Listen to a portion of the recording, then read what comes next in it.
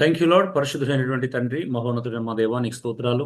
నీ యొక్క ఆశ్చర్యమైన ప్రేమ, అత్యద్భుతమైన కృప, మా అందరి పట్ల నీకున్న వాత్సల్యతగా ఈ స్తోత్రాలు ప్రభా. ఈరోజు మేము గలతీలో రాసిన పత్రిక మరి 5వ అధ్యాయం ప్రభా 10వ వచనం నుంచి 26 వచనాలకి ధ్యానిస్తుండగా నీ కృపను, నీ పరిశుద్ధాత్మ నడిపింపును ప్రభా, నీ యొక్క సన్నిధానాన్ని మేము కోరుకుంటున్నాం ప్రభా. మా మేము ప్రభా కార్నల్ మైండెడ్ పీపుల్ ప్రభా, శరీర స్వభావాన్ని అనుసరించి నడుచుకునేటువంటి మనస్తత్వం కలిగినటువంటి బలహీనం ప్రభు. కానీ అలాంటి బలహీనలకు ప్రభా నీ ఆత్మను అనుసరించి నడుచుకునేటువంటి గొప్ప ధన్యతను, భాగ్యాన్ని మీరు మా జీవితంలో అనుగ్రహింపచేశారు. అందును బట్టి నీకు లెక్కలేని స్థుతులు, స్తోత్రాలు మరి వందనాలు చెల్లిస్తా ఉన్నాను.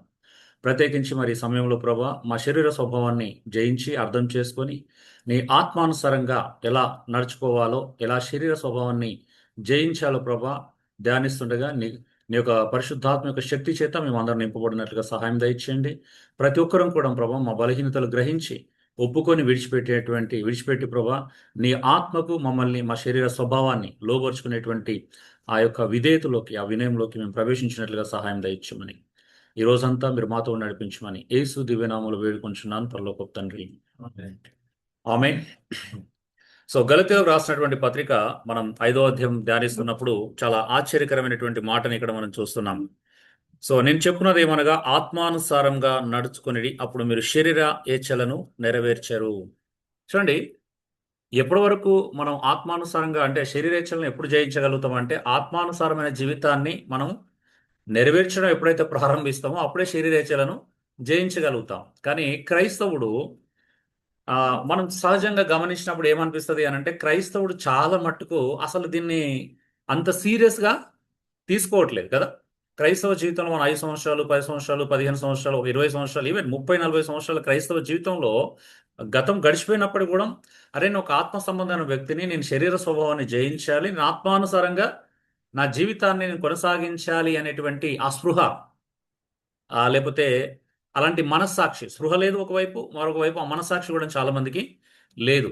నేను ఇంతే, నేను పుట్టుకతో ఇలాగే ఉన్నాను, నా స్వభావం ఇంతే, మీకు తెలుసు కదా. ఏమనంటే నాకు ఇంత కోపం వస్తుందని తెలుసు కదా, నేను ఇలా ఫీల్ అవుతానని తెలుసు కదా, లేకపోతే నేను ఇంత సెన్సిటివ్ అని తెలుసు కదా, లేకపోతే నేను ఇలాగా ఆ, చిన్న చిన్న విషయాలకి నేను ఇలా రియాక్ట్ అవుతున్నాను తెలుసు కదా. కాబట్టి మీరే నన్ను అర్థం చేసుకోవాలా, నేను మారను. అంటే మీరు ఏం చేయాలంటే, ఎదుటి వ్యక్తి మనం ఏం చేస్తున్నామంటే మనల్ని అర్థం చేసుకునేటువంటి హై స్టాండర్డ్, అంటే ఎదుటి వ్యక్తికి ఏం కావాలా, పెరగాలి, నేను మాత్రం మారను, ఇక్కడే ఉంటాను, నేను ఇదే స్థాయిలో ఉంటాను. అంటే నేను రక్షణ ముందు ఏ స్థాయిలో ఉన్నానో ఇప్పుడు కూడా అదే స్థాయిలో ఉంటాను, నేను మాత్రం చేంజ్ గాను అనేటువంటి ధోరణి, వైఖరి, అంటే చెప్పగానే చెప్తున్నారు, అంటే డైరెక్ట్ నోటితో చెప్పట్లేదు కానీ ప్రవర్తనలో చూపిస్తా ఉన్నారు. అవునా? సో ఇది ఆశ్చర్యం కలిగించేటువంటి విషయం. ఆఫ్ కోర్స్ మీకు ఇంతకుముందు నేను బిబ్లికల్ కౌన్సిలింగ్ అనేటువంటి అంశంలో చాలా విషయాలు నేర్పించడము జరిగింది. బట్ అందులో ఉన్న విషయాలు ఇందులో కొన్ని వస్తాయి, కానీ ఆ నోట్స్ నేను ఇప్పుడు టచ్ చేయలేదు ఇప్పటివరకు. అంటే ఈ నోట్స్ తయారు చేస్తున్నప్పుడు ఆ నోట్స్ని కనీసం ఒక్కసారి కూడా తెరిచి చూడకుండా మళ్ళీ దీన్ని స్పెషల్గా తయారు చేయడం జరిగింది. మీకు ఇంతకుముందు టెంపర్మెంట్స్ గురించి నేర్పించడం జరిగింది, బట్ ఇది కంప్లీట్గా డిఫరెంట్గా ఈ 4 నెలల్లో మళ్ళీ కొత్తగా దీన్ని తయారు చేయడం జరిగింది. Okay. Fruit of the spirit versus 4 temperaments. ఆత్మఫలాన్ మరియు వర్సెస్ ఏంటి, 4 రకాల మనస్తత్వాలు లేదా స్వభావాలు అంటాం. స్వభావం, టెంపర్మెంట్. సో ఇవి చాలా ప్రఖ్యాతిగాంచినటువంటి విషయాలు అనమాట. సో ఆత్మచే మాత్రమే మార్చబడే స్వభావాలు ఇవి. ఈ స్వభావం అనేది మారదు జనరల్గా, సహజంగా ఆలోచించినట్లయితే మారదు. బై నేచురల్గా మారే అవకాశము లేదు, సహజంగా మారే అవకాశం, ఎలాంటి అవకాశము లేదు. అంటే అంటిల్ అన్లెస్ ఏదైనా ప్రత్యేకించి ఒక అనుభవంలోకి వచ్చో లేకపోతే ఎంతో కొంత మారుతుంది, కానీ సంపూర్ణంగా మారే అవకాశము ఏమాత్రము లేదు. మన ఇళ్లలో కూడా మీరు, మన ఇళ్లలో సొంతగా మన అబ్జర్వేషన్లు కూడా మీరు చూసి ఉండవచ్చు. ఏమని? సో మన అబ్జర్వేషన్లు కూడా మీరు ఏం చూసి ఉంటారు? మన అమ్మ నాన్న కూడా ఒక 50 సంవత్సరాల నుంచి వెళ్ళి పెళ్లి చేసుకొని కలిసి ఉంటారు కదా. వాళ్ళు ఏమనుకుంటారు అని అంటే, వాళ్ళ ఒక ఏరియా రాగానే వాళ్ళ యొక్క ఎమోషన్స్ కదా, వాళ్ళ యొక్క రియాక్షన్స్ చాలా సివియర్గా ఉంటాయి. అవునా? వాళ్ళు ఏమనుకుంటారు, అక్కడ మారరు అనమాట, లైఫ్లో కూడా మారరు. ఉం? ఎందుకు మారరు అని అంటే, అనుకుంటారంటే మేము మారాల్సిన అవసరం ఇక్కడ లేదు, లేకపోతే మేము ఇక్కడ మారలేము. మారలేము. ఉం? మారాల్సిన అవసరం లేదు, లేదా మారలేము అనేటువంటి ఒక ఆలోచనలో స్ట్రక్ అయిపోయి ఉంటారు. చూడండి, మన అమ్మ నాన్న చూడండి, ఎక్కడ రాని గొడవ ఒక ఏరియాలోకి రాగానే వాళ్ళ ఎమోషన్స్ కంట్రోల్ కావు. అవునా? ఇప్పటి కూడా ఉంటాయా? గమనించారా ఎప్పుడైనా? చూసారా?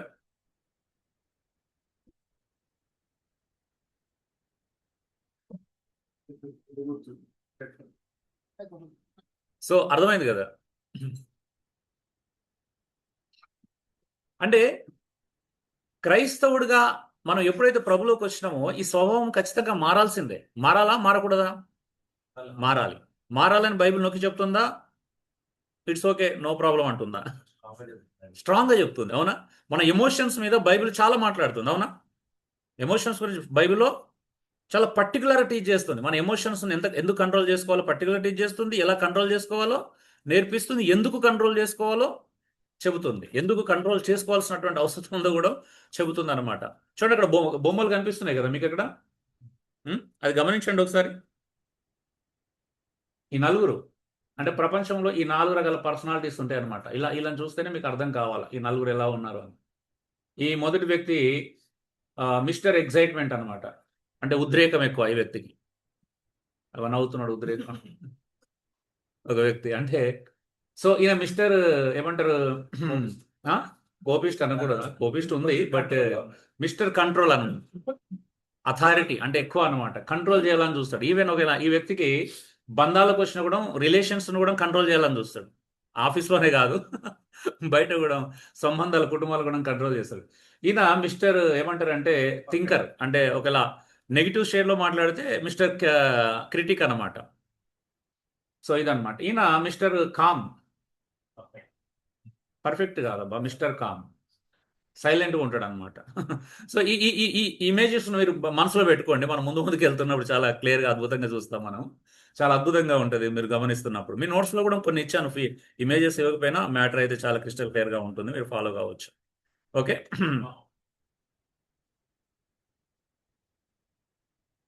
సో విశేష సూచిక మనం ఇందులో పర్టికులర్గా ఒక 12 దాదాపు 12 అంశాలు మనం డీల్ చేస్తాం. కానీ ఈరోజు ప్రభు కృప మనకు ఎంతవరకు ఉంటే అంతవరకే మాట్లాడుకుందాం. ఓకే, కాబట్టి కంప్లీట్ చేయాలనే శోధన నాకు లేదు, మీరు కూడా కలిగి ఉండద్దు. ఓకే, ఖచ్చితంగా ఎలాగైనా సరే ఫినిష్ చేసుకుందాని ఒత్తిడి ఎవరికి వద్దు. ఎంతవరకు వెళ్ళగలుగుతామో సమాధానంగా, అంటే మనం మంచిగా రిసీవ్ చేసుకుంటూ ఎంతవరకు వెళ్ళగలుగుతామో అంతవరకు వెళ్దాం. ఓకే, ఇంట్రడక్షన్ చూస్తాం. సో 4 టెంపర్మెంట్స్ యొక్క ఇంట్రడక్షన్ మనం కూడా చూస్తాం. తర్వాత 4 టెంపర్మెంట్స్ స్ట్రెంగ్స్ అండ్ వీక్నెస్ చూస్తాం, బలాలు మరియు బలహీనతలు. అలాగే 4 టెంపర్మెంట్స్ ప్రాక్టికల్ ప్రాబ్లమ్ చూస్తాం, అంటే ఆచరణాత్మక సమస్యలు ఏ ఏ టెంపర్మెంట్లో ఏ రకంగా ఉంటాయి, ఏ స్థాయిలో ఉంటాయి. సో అలాగే ప్రతి మనస్తత్వం వివాహంలో, సంఘ సేవలో, నాయకత్వంలో ఏ స్థాయిలో ఉంటాయి. అంటే వాళ్ళ వివాహంలో ఈ టెంపర్మెంట్ ఎలా బిహేవ్ చేస్తుంది, పరిచర్య విషయం వచ్చినప్పుడు ఎలా బిహేవ్ చేస్తారు, నాయకత్వ విషయం వచ్చినప్పుడు ఎలా డీల్ చేస్తారు, అందుకే ఎలా ఇంబ్యాలెన్స్ అవుతుంది నాయకత్వంలో అనేది మనం చూస్తాం. తర్వాత ఆత్మఫలం, ఫ్రూట్ ఆఫ్ ద స్పిరిట్ అంటే ఏంటో చూస్తాం.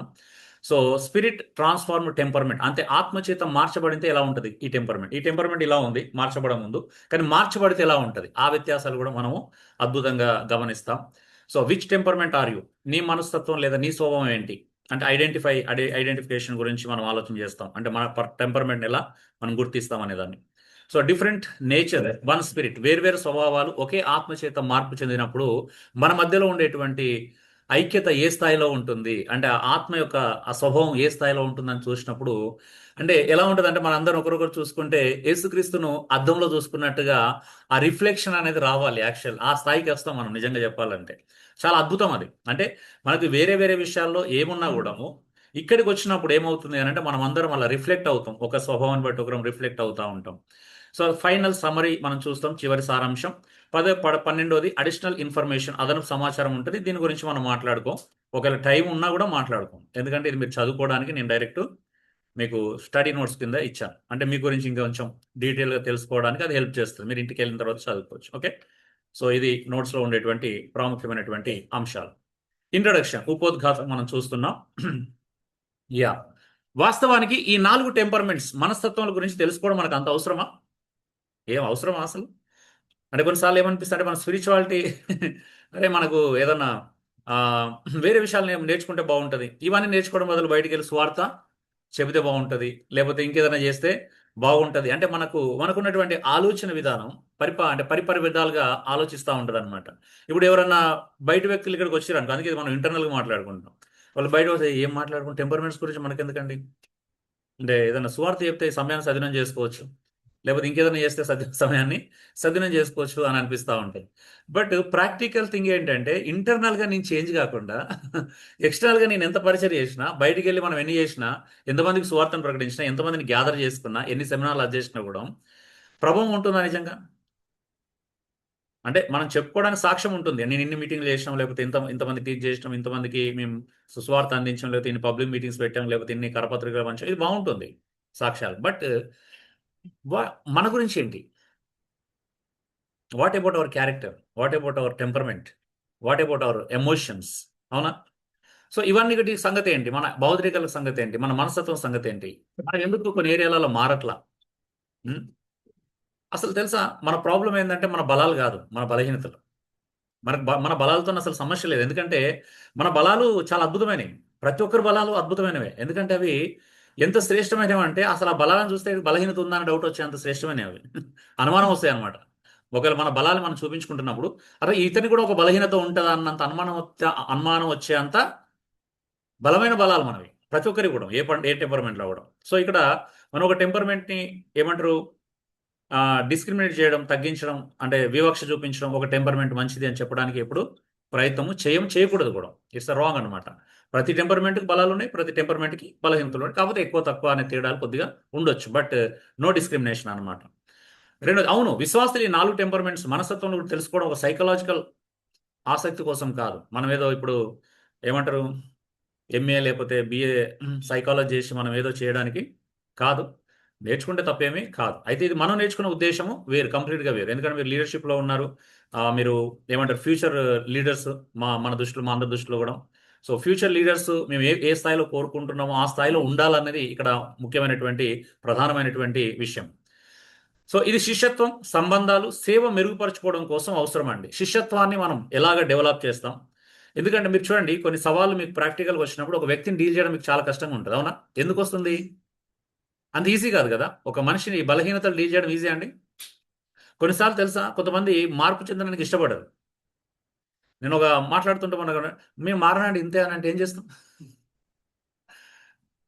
అసలు అంటే మన బలము, మనకున్నటువంటి టాలెంట్స్ కూడా అన్నీ ఏం చేయలేవు అప్పుడు. అవునా? నేను మారను అన్నప్పుడు మన టాలెంట్స్ కావచ్చు, మన స్కిల్స్ కావచ్చు, లేకపోతే నేను ఎంత పెద్ద సబ్జెక్ట్ జ్ఞానం కలిగి ఉన్న వ్యక్తి, నేను ఏమీ చేయలేము. అవునా?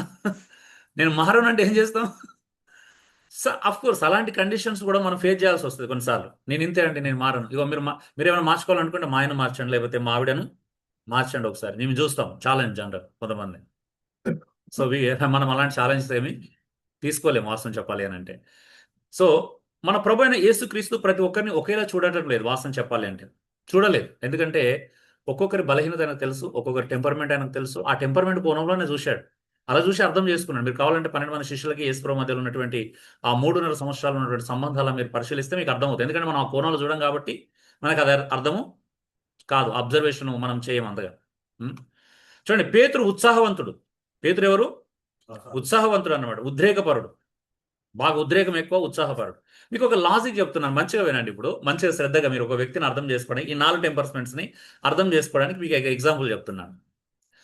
ఏమైంది అని అంటే, కొంతమంది ఒక ప్రైవేట్ వెహికల్ మాట్లాడుకున్నారు. అంటే ప్రైవేట్ వెహికల్ బుక్ చేసుకున్నారు, బస్సు. అంటే మనం ఇప్పుడు సర్వీసెస్ ఉంటాయి, ప్రైవేట్ వెహికల్స్. బస్సు బుక్ చేసుకున్నారు. ఒక్కొక్కరు ఎక్కువ సెంటర్లు ఎక్కుతున్నారు హైదరాబాద్లో. ఒకరు కేబీహెచ్ మీద ఎక్కుతారు. అంతకుముందు కొంతమంది ఇంకెక్కడ అంటే వై జంక్షన్లో ఎక్కుతారు. తర్వాత తర్వాత మళ్ళీ ఆ, ఎర్రగడ్డ దగ్గర ఎక్కడము, ఇట్లా ఎక్కుతుంటారు కదా. అలా ఎవరి స్టేజ్లో వాళ్ళు ఎక్కుతున్నారు. ఎక్కడ బిహెచ్ఏలో స్టార్ట్ అయింది. బిహెచ్ఏలో స్టార్ట్ అయిన తర్వాత ఏమైంది అని అంటే ఒక పర్సనాలిటీ ఎక్కింది అక్కడ. ఏ పర్సనాలిటీ ఎక్కింది అని అంటే, ఈ పర్సనాలిటీ లేట్ అయితే సహించలేడు అనమాట. ఈ పర్సనాలిటీ ఏంటంటే సమయాన్ని వేస్ట్ చేసినా, లేకపోతే ఇంట్రోవర్ట్ పర్సనాలిటీ సమయాన్ని వేస్ట్ చేసినా, లేకపోతే ఇంకేం చేసినా తట్టుకోలేడు, భరించలేడు. అలా అని చెప్పేసి నోరు తెరిచి ఎవరిని గట్టిగా అడగలేడు. బహిరంగంగా ఏంటంటే ధైర్యం చేసి అయ్యా పోనీ ఎందుకు ఆలస్యం చేస్తున్నారని గట్టిగా అడగలేడు. ఇతడు లోపల ఏమవుతున్నాడు అంటే మదన పడతా ఉంటాడు అనమాట. ఏమైతుంది? సో ఓకే, మదన పడతా ఉంటాడు. ఇది ఒక పర్సనాలిటీ ఉంటుంది. ఇంకొక వ్యక్తి ఉంటాడు. అతడు ఏంటంటే కామ్గా ఉంటాడు. ఏం జరిగినా కూడా, ఎలాంటి పరిస్థితులు జరిగినా కూడా స్పందించడు అనమాట, పట్టించుకోడు. ఇంకొక వ్యక్తి ఉన్నాడు, వెరీ ఎక్స్ట్రోవర్ట్, చాలా స్ట్రాంగ్ వ్యక్తిగా కనిపిస్తూ ఉంటాడు. అయితే ఈ ముగ్గురు ఎక్కారు. ఈ ముగ్గురు బస్సులో ఉన్నారు. ఇంకో నాలుగో వ్యక్తి ఎక్కలా. ఏమైంది అంటే నాలుగో వ్యక్తి ఇక్కడ ఎర్రగడ్డ దాటిన తర్వాత ఎస్ఆర్ నగర్లో ఎక్కాల. బస్సు ఎస్ఆర్ నగర్లో టైంకి వచ్చి స్టాప్లో ఉంది. డ్రైవర్ కూడా ఫోన్ చేసి ఆ వ్యక్తితో మాట్లాడుతున్నాడు, అస్సలు రాలా. సరే ఏమైంది అని అంటే డ్రైవర్ ఏమనుకున్నాడు, ఇంకొక 5 నిమిషాలు వెయిట్ చేద్దాం అనే లోపు వెయిట్ చేద్దాం అనుకుంటున్నారు. ఆ వ్యక్తి ఇంకా రావట్లా. ఈ లోపల ఏమవుతున్నాడు అంటే మన ముందు చెప్పుకున్న వ్యక్తి లోపల మండిపోతున్నాడు, స్ట్రగుల్ అయిపోతున్నాడు. ఒక్క నిమిషం లేట్ అయినా తట్టుకోలేని వ్యక్తి, నేను ఇప్పుడు వెళ్ళిపోవాలా, మీటింగ్ టైంకి వెళ్ళి ఉండాలి అనేటువంటి వాడు స్ట్రగుల్ అవుతున్నాడు. ఇక తట్టుకోలేకపోతుంది, ఒత్తిడి, ప్రెషర్ ఎక్కువైపోతుంది అతనికి. ఎంత ప్రెషర్ ఎక్కువైపోతుంది అని అంటే చాలా ప్రెషర్ ఎక్కువైపోతుంది. మరొక వ్యక్తి ఏమో ఏం పట్టించుకోకుండా కామ్గా ఉన్నాడు అనమాట. ఇంకొక వ్యక్తి మనం ఎక్స్ట్రోవర్ట్ లీడర్షిప్ అని చెప్పుకున్నాం కదా. సో ఆ వ్యక్తి ఎలా ఉన్నాడు అంటే చూసి ఏమన్నాడు అని అంటే ఆ, ఏ ఎంతసేపు ఆపుతావా, ఒక్కరి కోసం ఇంతమందిని ఇబ్బంది పెడతావా, పోనీ అని అంటాడు అనమాట. డ్రైవర్ని గట్టిగా కేకేస్తూ ఉంటాడు. సో ఓ 2 నిమిషాలు అయిన తర్వాత మొత్తానికి అయితే మనం 4వ టెంపర్మెంట్ ఉంది కదా, ఎక్కాడనమాట. లోపలికి ఎక్కగానే ఏమంటాడు అంటే సారీ హాయ్ అందరు బాగున్నారా, సారీ ఏమనుకోవద్దు అని చెప్పగానే ఆ ఉత్సాహం అంట, ఉత్సాహంతో మాట్లాడతాడు. ఆ మాట్లాడుతున్నప్పుడు ఏమవుతారు, సైలెంట్గా అందరూ ఇప్పటిదాకా జరిగిందంతా మర్చిపోతారు. సో ఇలా ఉంటుంది అనమాట. అంటే అంత ఉత్సాహం ఉంటుంది అనమాట, అంత ఉత్సాహాన్ని ఇవ్వగలుగుతారు. పేతురు లాంటి వాడు ఉంటాడు, ఉద్రేకం ఎక్కువ. ప్రతిదానికి నేనే ముందు అంటాడు, ప్రతి దాంట్లో నేనే ముందు అంటాడు. తొందరపాటు అన్నాడు, కొంతమంది తొందరపాటు అని కూడా అనొచ్చు దీన్ని. తోమ విశ్లేషణాత్మకుడు, ఏమంటారు అంటే థింకర్ అనమాట, అనలైజర్ అని అంటాం. సో యోహాను సున్నిత హృదయుడు, చాలా సెన్సిటివ్ అండ్ లవబుల్ పర్సన్. మనకు చూస్తే యోహాను మీకు అర్థమవుతా ఉంటుంది. మోషే పౌలు లాంటి వాళ్ళు కూడా హంతకులు కదా, అలాంటి వాళ్ళు కూడా ప్రభు తన సేవ కోసం వాళ్ళని సిద్ధపరచుకున్నాడు. పౌలు మంచి ఎక్స్ట్రోవర్ట్, చాలా స్ట్రాంగ్ లీడర్షిప్ స్వభావం కలిగినటువంటి వ్యక్తి. చూడండి ఇలాంటి వాళ్ళు, చూడండి ఇప్పుడు యేసుప్రభు శిష్యులలో అన్ని రకాల వ్యక్తిత్వం కలిగినటువంటి, మనస్తత్వాలు కలిగినటువంటి వ్యక్తులు ఉన్నారు అనే విషయాన్ని ఇక్కడ మీరు అర్థం చేసుకోవడం కోసం ఇదంతా. మరి ప్రవక్తలు మరియు అపోస్తులు అందరినీ కూడా ప్రభు వేరువేరుగా వాడుకున్నాడు. ఎందుకంటే వారి స్వభావాన్ని వాడుకుంటాడు, తెలుసా మీకు? అవునా? ఇప్పుడు ఒక కఠినాత్మని తీసుకెళ్ళి ఎమోషన్గా వెళ్ళి చూపించమనలేడు అంటే అక్కడ ఇది వర్కౌట్ కాదు. అలాంటి వాళ్ళు ఏం చేస్తారు, లీడర్షిప్లో ముందుకు దోషేస్తాడు వేరే రకంగా. అంటే నడిపించే ప్రజల మంచి నాయకులుగా నడిపించేటువంటి స్థాయిలో అటు దోషేస్తాడు. ఎందుకంటే స్వభావం ఏమవుతుంది అంటే ఆటంకంగా ఉంటుంది. అంటే లేని బలాన్ని, అంటే ఒక వ్యక్తి దగ్గర లేని స్వభావాన్ని యేసుక్రీస్తు ఎప్పటికీ వాడుకోడు, చేత కాదన్న. అందుకే వాళ్ళ బలహీనతలను ఆయన దృష్టిలో పెట్టుకునే బాధ్యతలు అప్పగిస్తాడు. బలహీనతను దృష్టి పెట్టుకొని బాధ్యతలు అప్పగిస్తాడు. కానీ ఆ బలహీనతలు మెల్లమెల్లగా ఏం చేస్తాడంటే ఎలా ఓవర్కమ్ చేయాలో నేర్పిస్తాడు. అంటే మనం బలహీనతలు జయించినంత మాత్రం స్వభావం, అంటే ఎక్స్ట్రోవర్ట్ ఇంట్రోవర్ట్ కాలేడు, ఇంట్రోవర్ట్ ఎక్స్ట్రోవర్ట్ కాలేడు. అర్థమవుతుందా అండి? సో అందుకే ప్రతి ఒక్క లోపల పనిచేసే స్వభావాన్ని ఆయన గుర్తించి అలా నడిపించగలడు. అందుకే టెంపర్మెంట్స్, మనస్తత్వంలో తెలిసిన విశ్వాసి తన బలహీనతలను పాపంగా కాదు, ప్రకృతిగా గుర్తిస్తాడు. ప్రకృతి సహజమైన వాటిగా గుర్తిస్తాడు. ఇంకొకటి గుర్తుపెట్టుకోండి, ఇప్పుడు మన బలహీనతల గురించి మాట్లాడుకుంటాం అంటే డోంట్ జడ్జ్ ఎనీవన్. వారి బలహీనతలను ఆధారం చేసుకుని ఒక వ్యక్తిని ఎప్పుడు జడ్జ్ చేయకూడదు. ఎందుకంటే మనం బలహీనతల గురించి మాట్లాడుకుంటాం, మనం పాపం గురించి మాట్లాడుకోవట్లేదు. ఎందుకంటే బలహీనతలు పాపము కాదు. ఓకే, వీక్నెసెస్ పాపము కాదు. పాపం వేరు, వీక్నెసెస్ వేరు. ఒకవేళ ఈ వీక్నెసెస్ కారణంగా అది పాపానికి దారితీస్తే అప్పుడు ఈ వీక్నెసెస్ ఖచ్చితంగా ఖండించబడాలి. ఓకే, సో ప్రకృతి గుర్తిస్తాడు. ఆ బలహీనతలు ఆత్మ సహాయంతో ఎలా జయించాలో తెలుసుకుంటాడు. ఓ ప్రభు, నాకు ఈ బలహీనత ఉంది, నేను ఇప్పుడు దీన్ని ఓవర్కమ్ చేయాలి అనేటువంటి ఆలోచనకు వస్తాడు అనమాట. అందుకే ఆ బలహీనతను జయించటకు త్రియేక దేవునిపై ఎంతగా ఆధారపడాలో అర్థం చేసుకుంటాడు. తెలుసా అండి, మన బలహీనతలు ఎంత చూస్తే దేవుని మీద అంత ఆధారపడాలన్న విషయం ఒక క్రైస్తవుడిగా గుర్తిస్తాం. నీ బలహీనతలను గుర్తించలేదనుకో, నువ్వు క్రీస్తు మీద ఆధారపడాలన్నటువంటి స్థాయిని కూడా నువ్వు ఎప్పటికీ గుర్తించలేవు. ఆ స్థాయిలో నువ్వు ఎప్పుడు కూడా క్రీస్తు మీద ఆధారపడలేవు. మన బలహీనతలు మనకు తెలియాలని. ఎందుకు అంటే ఎంత తెలిస్తే అంతగా ప్రభువానికి కేకలేస్తాం. అయ్యో నేను ఇంత బలహీనున్న ప్రభు, ఇంత బలహీనతలు నాలో ఉన్నాయని కేకలేస్తాం. పౌలా కేకలేస్తాం. అంటే ఇటు మరణముకు లోనగు శరీరం నుండి నన్ను ఎవడు విడిపించగలడనే కేక్ వస్తుంది చూడండి. నీ బలహీనతలు ఒకసారి ఊహించండి ఎంత భయంకరంగా ఉంటాయనంటే, మన బలహీనతలు చూపిస్తే మన మీద మనకే వెగటు పుడుతుంది అనమాట, ఒక అసహ్యం కలుగుతుంది. అంటే అసహించుకోవాల్సిన అవసరం లేదు, బట్ అలాంటి ఫీలింగ్ కలుగుతాను. అరే నేను ఇంత ఘోరమైన వ్యక్తి, నేను లోపల గురించి మాట్లాడుతున్నా. ఇన్నర్ మ్యాన్ గురించి మాట్లాడుకుంటున్నాను, అవుటర్ మ్యాన్ కాదు. Outer outer man very good కదా. మన మన జీవితంలో బయటికి కనిపించే వ్యక్తి చాలా పర్ఫెక్ట్, అవునా? మిస్టర్ పర్ఫెక్ట్ లో అందరం బయట అవుటర్ మ్యాన్ అంతా కూడా perfect personality. But what about inner man? అన్ని బాగుంటాయి. ఈవెన్ డ్రెస్సింగ్తో పాటు. ఓకే. సో ఆ బలహీనతలు జయించుటకు త్రియేక దేవునిపై ఎంతగా ఆధారపడాలో అర్థం చేసుకుంటాడు. దేవుని ప్రేమ లేకుండా, ప్రభైన క్రీస్తు కృప లేకుండా, పరిశుద్ధాత్మని సహాయం లేకుండా తన వ్యక్తిగత బలహీనతలు జయించలేని గ్రహిస్తాడు. ముఖ్యంగా ఈ బలహీనతలు ఎక్కడ కనిపిస్తాయి తెలుసా? వైఫ్ అండ్ హస్బెండ్ దగ్గర ఎక్కువ కనిపిస్తాయి, అవునా? మన బలహీనతలు ఎక్కువ ఎక్కడ చూపిస్తామనంటే వైఫ్ వైఫ్ హస్బెండ్ మీద, హస్బెండ్ వైఫ్ మీద చూపిస్తారు. లేదంటే పిల్లలు తల్లిదండ్రుల మీద, తల్లిదండ్రులు పిల్లల మీద చూపిస్తారు ఎక్కువగా. అంటే ఎక్కువ ఎంత క్లోజ్ సర్కిల్ ఉంటే ఆ క్లోజ్ సర్కిల్లోనే మన బలహీనతలు బయటపడతాయి, అవునా? క్లోజ్ సర్కిల్లో బయటపడతాయి. ఓపెన్ సర్కిల్లో చాలా డీసెంట్గా ఉంటాను, కష్టంగా ఉంటుంది. అక్కడ చూపించాం ఎందుకంటే తెలిసిపోతే భయం, గౌరవం అనేది ఒకటి అడ్డొస్తుంది అనమాట. డిగ్నిటీ అనేది ఒకటి అడ్డొస్తుంటుంది. సో తన బలాలను దేవుని పనికి ఎలా వినియోగించాలో అర్థం చేసుకుంటాడు. అరే ఈ బలహీనతలు ఉన్నాయి కాబట్టి నా పరిచయం ఎక్కడ ఆటంకం అవుతున్నాయి, నా ఏ విషయంలో ఇవి నన్ను ఇబ్బంది పెడుతున్నాయి, దానివల్ల నాకు పరిచయం ఎలాంటి నష్టం కలుగుతుందో కూడా అర్థం చేసుకుంటాడు. సో ఇతరుల్ని తప్పుగా తీర్చకుండా మరియు విమర్శించకుండా సరైన విధంగా సేవ చేయగలుగుతాడు. ఈ బలహీనతలు మనం చూసుకునేది ఎందుకంటే ఒకరిని విమర్శించడానికి మాత్రం కాదు. ఓకే. సో క్రిటిక్ అనేది మంచి విమర్శ ఉంటుంది కానీ, అయితే బోధలో మంచి విమర్శ ఉంటుంది కానీ ఆ, చెడు విమర్శ లేకపోతే నెగిటివ్ విమర్శ అనేది చాలా ప్రమాదకరమైన విషయం అన్నమాట. నెగిటివ్ విమర్శ క్రైస్తవ జీవితంలో ఒక వ్యక్తిని కొద్దిగా కూడా స్పిరిచువల్ ఎంకరేజ్ చేయడానికి ఏమాత్రం సహకరించదు, ఉపయోగపడదు. సో ఆరంభంలో నేను కూడా కొంత చేశాను, బట్ దానివల్ల నాకు నష్టమే కలిగింది కానీ లాభము కలగలదు. సో ఎవరికైనా అది నేనే కాదు, మన ఎక్స్పీరియన్స్ అందరిలో కూడా ఎంతో కొంత ఉంటుంది. చర్చిలో గొడవలు ఎక్కువగా సిద్ధాంతాల వల్ల కాదండి, స్వభావాలు ఢీకొనడం వల్ల అవుతాయి, తెలుసా మీకు? సిద్ధాంతాల వల్ల ప్రాబ్లమ్స్ ఉంటాయి కానీ సమస్య వచ్చేది ఎక్కడ తెలుసా? స్వభావాల వల్ల వస్తుంది. సిద్ధాంతం వల్ల సిద్ధాంతం రావడం సమస్య కాదు. ఆ సిద్ధాంతాన్ని డీల్ చేస్తున్నప్పుడు మన స్వభావం ఉంటుంది చూసినావా, అవి అది డామినేట్ చేసిన వల్ల మనకు సమస్యలు వస్తాయి, అవునా? ఈగో హర్ట్ అవ్వడం, లేకపోతే మనం దాన్ని లైట్గా తీసుకోకపోవడం, నేను అసలు అది కాదు అంటే ప్రాబ్లము. మన సమస్య ఏంటి అని అంటే సిద్ధాంతం కాదు. వాస్తవానికి సిద్ధాంతం సమస్య ఉంటుంది, లేదని చెప్పట్లేదు. కానీ ఆ సమస్యను డీల్ చేసే దగ్గర మన స్వభావం వల్ల సమస్యలు పెరుగుతాయి. అది ఇంపార్టెంట్. మీరు బైబిల్లో చూసినట్లయితే అపొస్తలుల కార్యం 15వ అధ్యాయంలో యేసుప్రభు సహోదరుడు యాకోబు చాలా అగ్రెసివ్, అవునా? కోపిష్టి.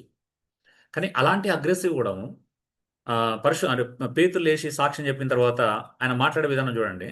మళ్ళీ దాన్ని అంగీకరించి లేఖనాల యొక్క సపోర్ట్ కూడా తీసుకొని పేతురు ఒక అనుభవాన్ని జోడించి, సో దేవుడు ఇలా చేయాలనుకున్నాడు, అన్ని జనులు ఈ రకంగా రక్షించాలనుకున్న విషయాన్ని వాళ్ళు డిక్లరేషన్ చేసుకుంటారు, అవునా? అంటే వాస్తవం చెప్పాలి, అక్కడ చాలా తర్కం జరుగుతుంది, వివాదం జరుగుతుంది, బట్ పరిశుద్ధాత్మ దేవుని సమాధానం వెంటనే కనిపిస్తుంది. అది ఇంపార్టెంట్ అనమాట. తర్కాలలో, వాదాలు జరగకూడదు, తర్కాలు జరగకూడదు అని కోరుకోకండి దయచేసి. జరుగుతాయి మన మధ్యలో కూడా అప్పుడప్పుడు చిన్న చిన్నవి జరుగుతాయి, బట్ దాన్ని నెగిటివ్గా తీసుకోకూడదు. That's a very important thing అనమాట. 4 టెంపర్మెంట్స్ మనస్తత్వములు తెలుసుకోవడం అంటే మనుషులను కేవలం మార్చడం మాత్రమే కాదండి. ఓకే. ఎదుటి వ్యక్తిని మనం మార్చడానికి ప్రయత్నం చేయము. ఫస్ట్ ఆఫ్ ఆల్ మనల్ని మనం అర్థం చేసుకోవడానికి అంటే మనల్ని మనం అర్థం చేసుకొని మనల్ని మార్చుకుంటూ ఎదుటి వ్యక్తిని కూడా అర్థం చేసుకోవడానికి ప్రయత్నము చేయడం, అవునా?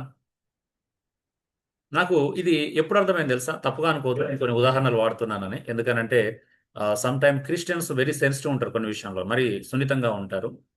ఇప్పుడు ఒక సినిమా ఎగ్జాంపుల్ చెప్పినాం అనుకో, అమ్మా సినిమాలు చూడొచ్చా క్రైస్తవులని, మళ్ళీ ఎక్కడికో ఆలోచన వెళ్తుందేమో. సో ఎనీహో, అంటే నేను సినిమాలు చూడమని ప్రోత్సహించట్లేదు, అలా అని చెప్పేసి వద్దు అని జడ్జిమెంట్ చేయను. ఎందుకంటే మంచి సినిమాలు ఉన్నాయి, క్రైస్తవ సినిమాలు ఇంకా ఉన్నాయి, అవునా? క్రైస్తవ సినిమాలు చూడవచ్చు, అవునా? సినిమా అంటే తప్పంటే అన్ని తప్పు అవుతాయి. లేకపోతే తప్పు కాదంటే మంచి చెడులను మనం అర్థం చేసుకొని చూడాలి. ఓకే. ఎనీహో, నాకెప్పుడు ఇది రియలైజ్ అయినా అంటే నేను తారే జమీన్ పర్ అని ఒక మూవీ నేను చూస్తా ఉన్నాను. పిల్లలతో, ఫ్యామిలీతో అందరికి చూస్తా ఉన్నాను. చూస్తా ఉంటే అందులో ఒక పిల్లోనికి ఒక ప్రాబ్లం ఉంటుంది. ఈవెన్ తల్లిదండ్రులు కూడా ఆ ప్రాబ్లం అర్థం చేసుకోకుండా ఆయనని అబ్యూజ్ చేస్తూ ఉంటారు, తిడతా ఉంటారు, కొడుతూ ఉంటారు. అతని ప్రాబ్లం అంటే వాడు మొండిగా కావాలని చేస్తుండ అనుకుంటారు పేరెంట్స్. అంటే వీడు కావాలని చదవట్లేదు, కావాలని హోంవర్క్ చేయట్లేదు, కావాలనే ఎడ్యుకేషన్ని చదువు మీద ఇంట్రెస్ట్ లేదు, అందుకే వీడు ఆటల మీద పడుతున్నాడు, ఉద్దేశపూర్వకంగా నాడు తప్పు చేస్తున్నాడు అని తల్లిదండ్రులు భావించి చాలా ఆయనను ఇబ్బంది పెట్టి బోర్డింగ్ స్కూల్ వేసేస్తారనమాట. అక్కడ ఎలా ఉంటుంది? చాలా కఠినంగా ఉంటుంది. అక్కడ కూడా పాపం ఒంటరివాడు అయిపోతాడు. ఒంటరివాడు అయిపోయి ఆయనను ఎవ్వరు అది చేసే పరిస్థితి కనిపించదు. ఆ టైంలో ఒక వ్యక్తి ఎంటర్ అవుతాడు క్లాస్ టీచర్గా. అతను ఫస్ట్ చూడగానే తనకు అర్థమైపోతుంది. సో వండర్ఫుల్ థింగ్ అంటే ఒక మనిషిని అర్థం చేసుకోవాలంటే ఆ స్థాయి నుండి, లేకపోతే ఆ ప్రాబ్లం వచ్చిన వాడన్నా అయి ఉండాలి, అది జయించిన వాడన్నా అయి ఉండాలి. అదే మనుషులను అర్థం చేసుకోవడం అంత సులువైన విషయము కాదు. తెలుసా? అంటే ఆ వ్యక్తి వచ్చిన తర్వాత అతని ప్రాబ్లం అర్థం చేసుకుంటాడు. వాస్తవానికి అతని ప్రాబ్లం ఉంటుంది. అక్షరాలు ఏమంటే ఇప్పుడు సిఏటి ఉందనుకో సబ్ ఎగ్జాంపుల్. అతను ఫస్ట్ చూస్తే సిఏటి కనిపిస్తది. కానీ సెకండ్ టైమ్ దాన్ని చూసినప్పుడు అది ఏసీటీ అంటే అక్షరాలు తారుమారే కనిపిస్తాయి అనమాట. ఇప్పుడు నోట్స్‌లో సిఏటి అన్ని కింద వరకు లైన్‌లో రాయమంటే ఏం చేస్తాడు? ఫస్ట్ సిఏటి రాస్తాడు. తర్వాత వచ్చిన కింది లైన్‌లో ఏసీటీ రాస్తాడు. తర్వాత టీసీఏ రాస్తాడు. తర్వాత సీటీ రాస్తాడనమాట. అది కావాలని రాస్తున్నాడు అనుకుంటారు. బట్ ఆయనకు ఉన్న ప్రాబ్లమ్ బట్టి ఏమైంది అక్షరాలు తారుమారుగా నర్వస్ సిస్టమ్‌లో ప్రాబ్లమ్ ఉంటదనమాట. అంటే అది డీల్ చేయడమే. అది చూసిన తర్వాత అరే! ఒక మనిషిని అర్థం చేసుకోవడానికి ఈ స్థాయి అవసరమా? అంటే ఏ ప్రాబ్లమ్ ఉన్నాడో ఆ ప్రాబ్లమ్‌నే అర్థం చేసుకోగలుగుతాడు. అంటే ఒక మనిషి దాని అర్థం ఏంటి? ఒక మనిషికి లిమిట్స్ ఉన్నాయి. ఒక మనిషి సర్వంగా ప్రపంచంలో అంటే యూనివర్సల్‌గా ఎవరిని ఏ విషయంలో సంపూర్ణంగా అర్థం చేసుకోలేడు. అది చదువుతున్నప్పుడు నాకెప్పుడు మళ్ళా రియలైజ్ అయ్యానంటే 2 కొరింథీ పత్రిక 1 అధ్యాయం చదువుతున్నప్పుడు పౌలు అంటాడు, మేము అనేకమైన శ్రమల గుండా దేవుడు ఎందుకు తీసుకెళ్తున్నాడంటే ఎట్టి శ్రమలలో ఉన్నవారినైనా ఆదరించుటకు శక్తివంతులం అవ్వటానికి. లేదా 2 విషయాలు చెప్తాడు. ఎందుకు శ్రమల గుండా తీసుకెళ్తున్నాడంటే శ్రమలలో దేవుని ఆదరణ ఎట్టిదో మేము అనుభవపూర్వకంగా తెలుసుకోవడానికి అంటాడు. అంటే శ్రమ దేవుడు ఎందుకు ఇస్తాడంటే ఫస్ట్ ఆదరణ ఏంటిదో రుచి చూపించడానికి. రెండోది శ్రమలు ఎందుకు విస్తరింపజేస్తారంట? ఈ శ్రమలో వీళ్ళు ఆదరించబడిన తర్వాత ఎలాంటి శ్రమలు ఎదుర్కొన్న వాళ్ళు మనం ఎదురుపడిన మనం ఏం చేస్తాం ఈజీగా ఆదరించగలుగుతాం. అవునా? లేకపోతే ఎలా ఉంటది అనంటే మనం శ్రమ అనుభవించకుండా ఎవరిని ఆదరించడానికి ప్రయత్నం చేస్తే అది నిజంగా ఎలా ఉంటది చెప్పండి? ఒకసారి ప్రాక్టికల్ థింక్ చేయండి. మనం రాంది చేయలేం వాస్తవం చెప్పాలంటే. అవునా కదా! రాంది చేయలేం. దాన్ని ఒకాయన ఏమన్నాడంటే ఎగ్జాంపుల్ ఇలా తీసుకున్నాడు. ఫన్నీగా ఉంటది. బట్ ఏంటి అనంటే ఒకామె ఒక 40, 35 ప్లస్ ఆమె ప్రెగ్నెంట్ అనమాట. లేబర్ పెయిన్స్ వస్తాయి. చాలా సఫర్ అవుతా ఉంటది. ఆహ్, అప్పుడే కొత్తగా పెళ్ళైన పెళ్లి కూతురు నైబర్ అనమాట. ఆ ఊరికి కోడలుగా వస్తదనమాట. ఎళ్లి ఆంటీని ఏమంటదంటే, "ఆంటీ ఓర్చుకోండి పర్లేదు. ఇది సహజమైన విషయం." ఆంటీకి అప్పటికే 5గురు సంతానం ఉంటారు. ఎలా ఉంటుంది ఇప్పుడిది? అంటే ఆమె ఆమె ఎలా చూస్తది అప్పుడు ఆ కోణంలో ఉన్న ఆమె? అమ్మ నేను 5గురిని ఆల్రెడీ కన్నాను. సో, కొన్నిసార్లు అది అంటే నిజంగానే హాస్యాస్పదంగా ఉంటుంది. అవునా? అంటే కొన్ని ఏరియాలలో పర్లేదు గానీ, కొన్ని ఏరియాలో నిజంగా అది హాస్యాస్పదంగానే అనిపిస్తది. అంటే ఒకవేళ ఈమె జెన్యూన్‌గా చేసినా గూడా, ఈమె నిజంగా యదార్థంగా మంచి సహృదయంతో చేసినా గూడా వినే వాళ్ళకి ఎలా ఉంటదది? అంటే ఎగతాళిగానే అనిపిస్తది కొద్దిగా. అవునా? సో, అంటే మనం కూడా ఎవరికి చెప్తున్నాం? ఎందుకు చెప్తున్నాం? అనేది చాలా ఇంపార్టెంట్. కొన్నిసార్లు మన మనుషులను ఇలా అర్థం చేసుకోవడానికి ప్రయత్నం చేయొచ్చనమాట. సో, ఒకరినొకరు అర్థం చేసుకుంటూ, సహిస్తూ, క్రీస్తు స్వభావంలోకి పూర్తిగా మార్చబడకు పురికొల్పోవడం కోసం, ప్రోత్సహించుకోవడం కోసం, మరి సహకరించుకోవడం కోసం ఈ సబ్జెక్ట్ మనం నేర్చుకుంటున్నాం. చూడండి దేవుడు వాళ్ళని ఎలా తీర్చిదిద్దాడో అర్థం చేసుకోవడం. అది తెలిసినప్పుడు శిష్యత్వం లోతుగా మారుతుంది. మరి సేవ ఫలప్రదంగా అవుతుంది. యేసు ప్రభు 3.5 సంవత్సరాలు శిష్యులతో ప్రవర్తించిన తీరు అదే. కేవలం ఆయన సత్యాన్ని మాత్రమే బోధించలేదు. వాళ్ళ బలహీనతలు కూడా ఆయన అర్థం చేసుకున్నాడు. అవునా? కేవలం సత్యాలను మాత్రమే బోధించలే. రెండోది వాళ్ళకి తెలుసు. వాళ్ళ బలహీనతలు జయించాలంటే పరిశుద్ధాత్మ దేవుని యొక్క శక్తి అవసరం అనేది కూడా తెలుసు ఆయనకి. అవునా? అందుకే చూడండి పరిశుద్ధాత్మ దేవుని పొందుకున్న తర్వాత పేతురు ఆ బలహీనతలు మీకు కనిపించవు. మటుమాయమైపోయినట్టుగా ఉంటది. అవునా? పరిశుద్ధాత్మను అంగీకరించమని పేతురుని చూడండి. ఎలా ఉన్నాడు? పరిశుద్ధాత్మ పొందుకున్న తర్వాత మరి పేతురు ఎలా ఉన్నాడు? చాలా వ్యత్యాసం ఉంది. అంటే మనకు అందుకే ఈ భూమి మీద బ్రతకడానికి పరిశుద్ధాత్మ సహాయం లేకుండా ఒక్క అడుగు కూడా ముందుకెళ్ళాడు. ఒక్క చిన్న బలహీనత కూడా నువ్వు ఓవర్‌కమ్ చేయలేవు. తెలుసా? నీ ఎమోషన్స్ కంట్రోల్ కావు. నీ ఎమోషన్స్ ఇంబాలెన్స్ అవుతాయి. అవునా? మన ఉద్రేకాలు చాలా ప్రమాదకరమైనవి వాస్తవం చెప్పాలి అనంటే. సో, ఇలాగనమాట. సో, చూద్దాం. హిపోక్రటీస్ అనే గ్రీక్ తత్వవేత్త మరి ఫిజికల్ డాక్టర్ బీసీ 400లో మనుషులను 4 రకాలుగా విభజించాడు. ఈయన చాలా ప్రపంచవ్యాప్తంగా ఇప్పుడు సైకాలజీ అనేది ఏదైతే ఉందో అదంతా కూడా ఈయన మీద ఆధారపడి ఉందన్నమాట. ఈయన స్టడీ చేసినటువంటి, ఈయన తీసుకొచ్చినటువంటి థియరీ మీదనే, ప్రాక్టికల్ మీదనే అందరూ గూడా ప్రతి డాక్టర్, ప్రతి ఆహ్, సైకియాట్రిస్ట్ గావచ్చు, సైకాలజిస్ట్ గాని వీళ్ళు దీని మీదనే డిపెండ్ అయ్యి ఉన్నారనమాట యాక్చువల్లీ. నా రిక్వెస్ట్ ఏంటి అంటే నేను ఆల్రెడీ మన గ్రూప్‌లో పెట్టాను. బట్ నాకు ఆశ ఉండే బట్ నా ఆశ నెరవేర్చడానికి అంటే అవకాశం ఏమాత్రం దొరకలేదు. ఎందుకు దొరకలేదో చెప్తాను అది గూడా. యాహ్! ఇది విన్న తర్వాత గూడా మీరు వ్యక్తిగతంగా ఇంకా మీ పర్సనల్‌గా దేవునితో ఇంకా మీరు అంటే మూవ్ ఆన్ అవ్వటానికి ఇది చాలా దోహదం చేస్తది. ఏంటి అనంటే సో బుక్ ఇది స్పిరిట్ కంట్రోల్ టెంపర్మెంట్. చూశారు కదా, స్పిరిట్ కంట్రోల్ టెంపర్మెంట్. అమెజాన్లో కొన్ని కాపీస్ మాత్రమే అవైలబుల్ ఉన్నాయి. నేను దాదాపు ఇది ఒక 7 సంవత్సరాల నుంచి వెతుకుతున్నాను, మన ఇన్నర్ సర్కిల్ ఎవరికైనా అంత కొంతమంది గిఫ్ట్ ఇవ్వాలని, బట్ నెవర్ ఇప్పటివరకు దొరకలా. సో బై గాడ్స్ గ్రేస్ నా దగ్గరికి అయితే దేవుడు వచ్చింది ఇది. నేను ఇంగ్లీష్ పుస్తకాలు ఫుల్గా చదివిన పుస్తకాలు ఇదొకటి, కంప్లీట్గా అక్షరం to word to word, letter to letter చదివిన పుస్తకంలో ఇదొకటి. నేను డీప్గా ఇమ్మర్స్ అయ్యాను, వాసన చెప్పాలి అంటే చాలా లోతుగా వెళ్ళిపోయాను ఇందులోకి. చాలా అద్భుతమైన పుస్తకం. మీరు నా బుక్ ఓపెన్ చేస్తే మీకు పెన్సిల్ అండర్లైన్స్ ఒక 100 ఉంటాయి దీంట్లో. ఒక్కొక్క పాయింట్ నేను ఎలా తీసుకున్నాను అనేది కూడా మీరు చూడొచ్చు. అంటే చాలా అద్భుతంగా ఉంటుంది. బట్ చూడండి, ఇది అవకాశాన్ని బట్టి ఆన్లైన్లో నేను కొన్ని లింక్ కూడా పెట్టాను. ఒక వర్షన్ అయితే ఒకటే కాపీ ఉంది, 98 అనుకుంటా. చాలా కాస్ట్ ఉంది, 1800 2000 అలా ఉంది. కానీ కాస్ట్ భయపడకండి, వర్త్. ఇప్పటికి నాకు తెలిసి 10 మిలియన్ సోల్డ్ అనుకుంటా బుక్. టిమ్ లాహే గారు రాసినటువంటి అద్భుతమైన పుస్తకం. ఆయన కౌన్సిలింగ్ సంబంధించిన ఏ బుక్ అని తీసుకోండి, పేరెంటింగ్ బుక్స్ కానీ, కిడ్స్ని ఎలా పెంచాలి, ఒక లీడర్షిప్లో ఉన్న వాళ్ళకి అరే నా పిల్లలు పెద్దలు అయిపోయారు అనుకోకండి, నెక్స్ట్ పిల్లలకి మనం సజెషన్ ఇవ్వాలి, గైడ్ లైన్స్ ఇవ్వాలంటే చాలా అవసరం లీడర్షిప్లో. ఓకే, నెంబర్ 1 సెకండ్ పాయింట్కి వస్తున్నాం. 4 టెంపర్మెంట్స్ ఇంట్రడక్షన్. 4 మనస్తత్వాల పరిచయం.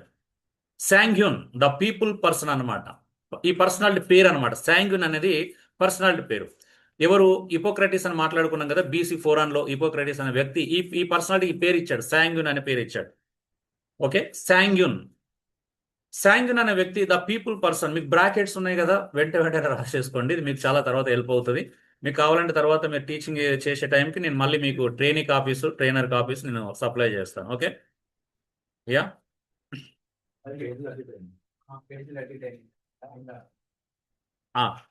పేజీలు అందరికి అటు ఇటు కాలేదు, నాకు బాగా గుర్తుంది. 2 నోట్ బుక్లలో ఫ్రంట్లో 2 పేపర్స్ కొద్దిగా యాడ్ ఆన్ అయినాయి, కొంతమందికి ఒక్కరికి లాస్ట్ యాడ్ అయినాయి అంతే. ఓకే, అది అందరికి కాదు, కొద్ది మందికి, ఒక్కరిద్దరికి. ఇక నా నోట్స్ అంతా ఇలా పెట్టేసుకున్నాను నేను, చాలా అంటే సెక్యూర్గా పెట్టుకున్నాను, సేఫ్ అండ్ సెక్యూర్గా. ఒకవేళ పవర్ పోయినా దీన్ని వాడవచ్చు అని.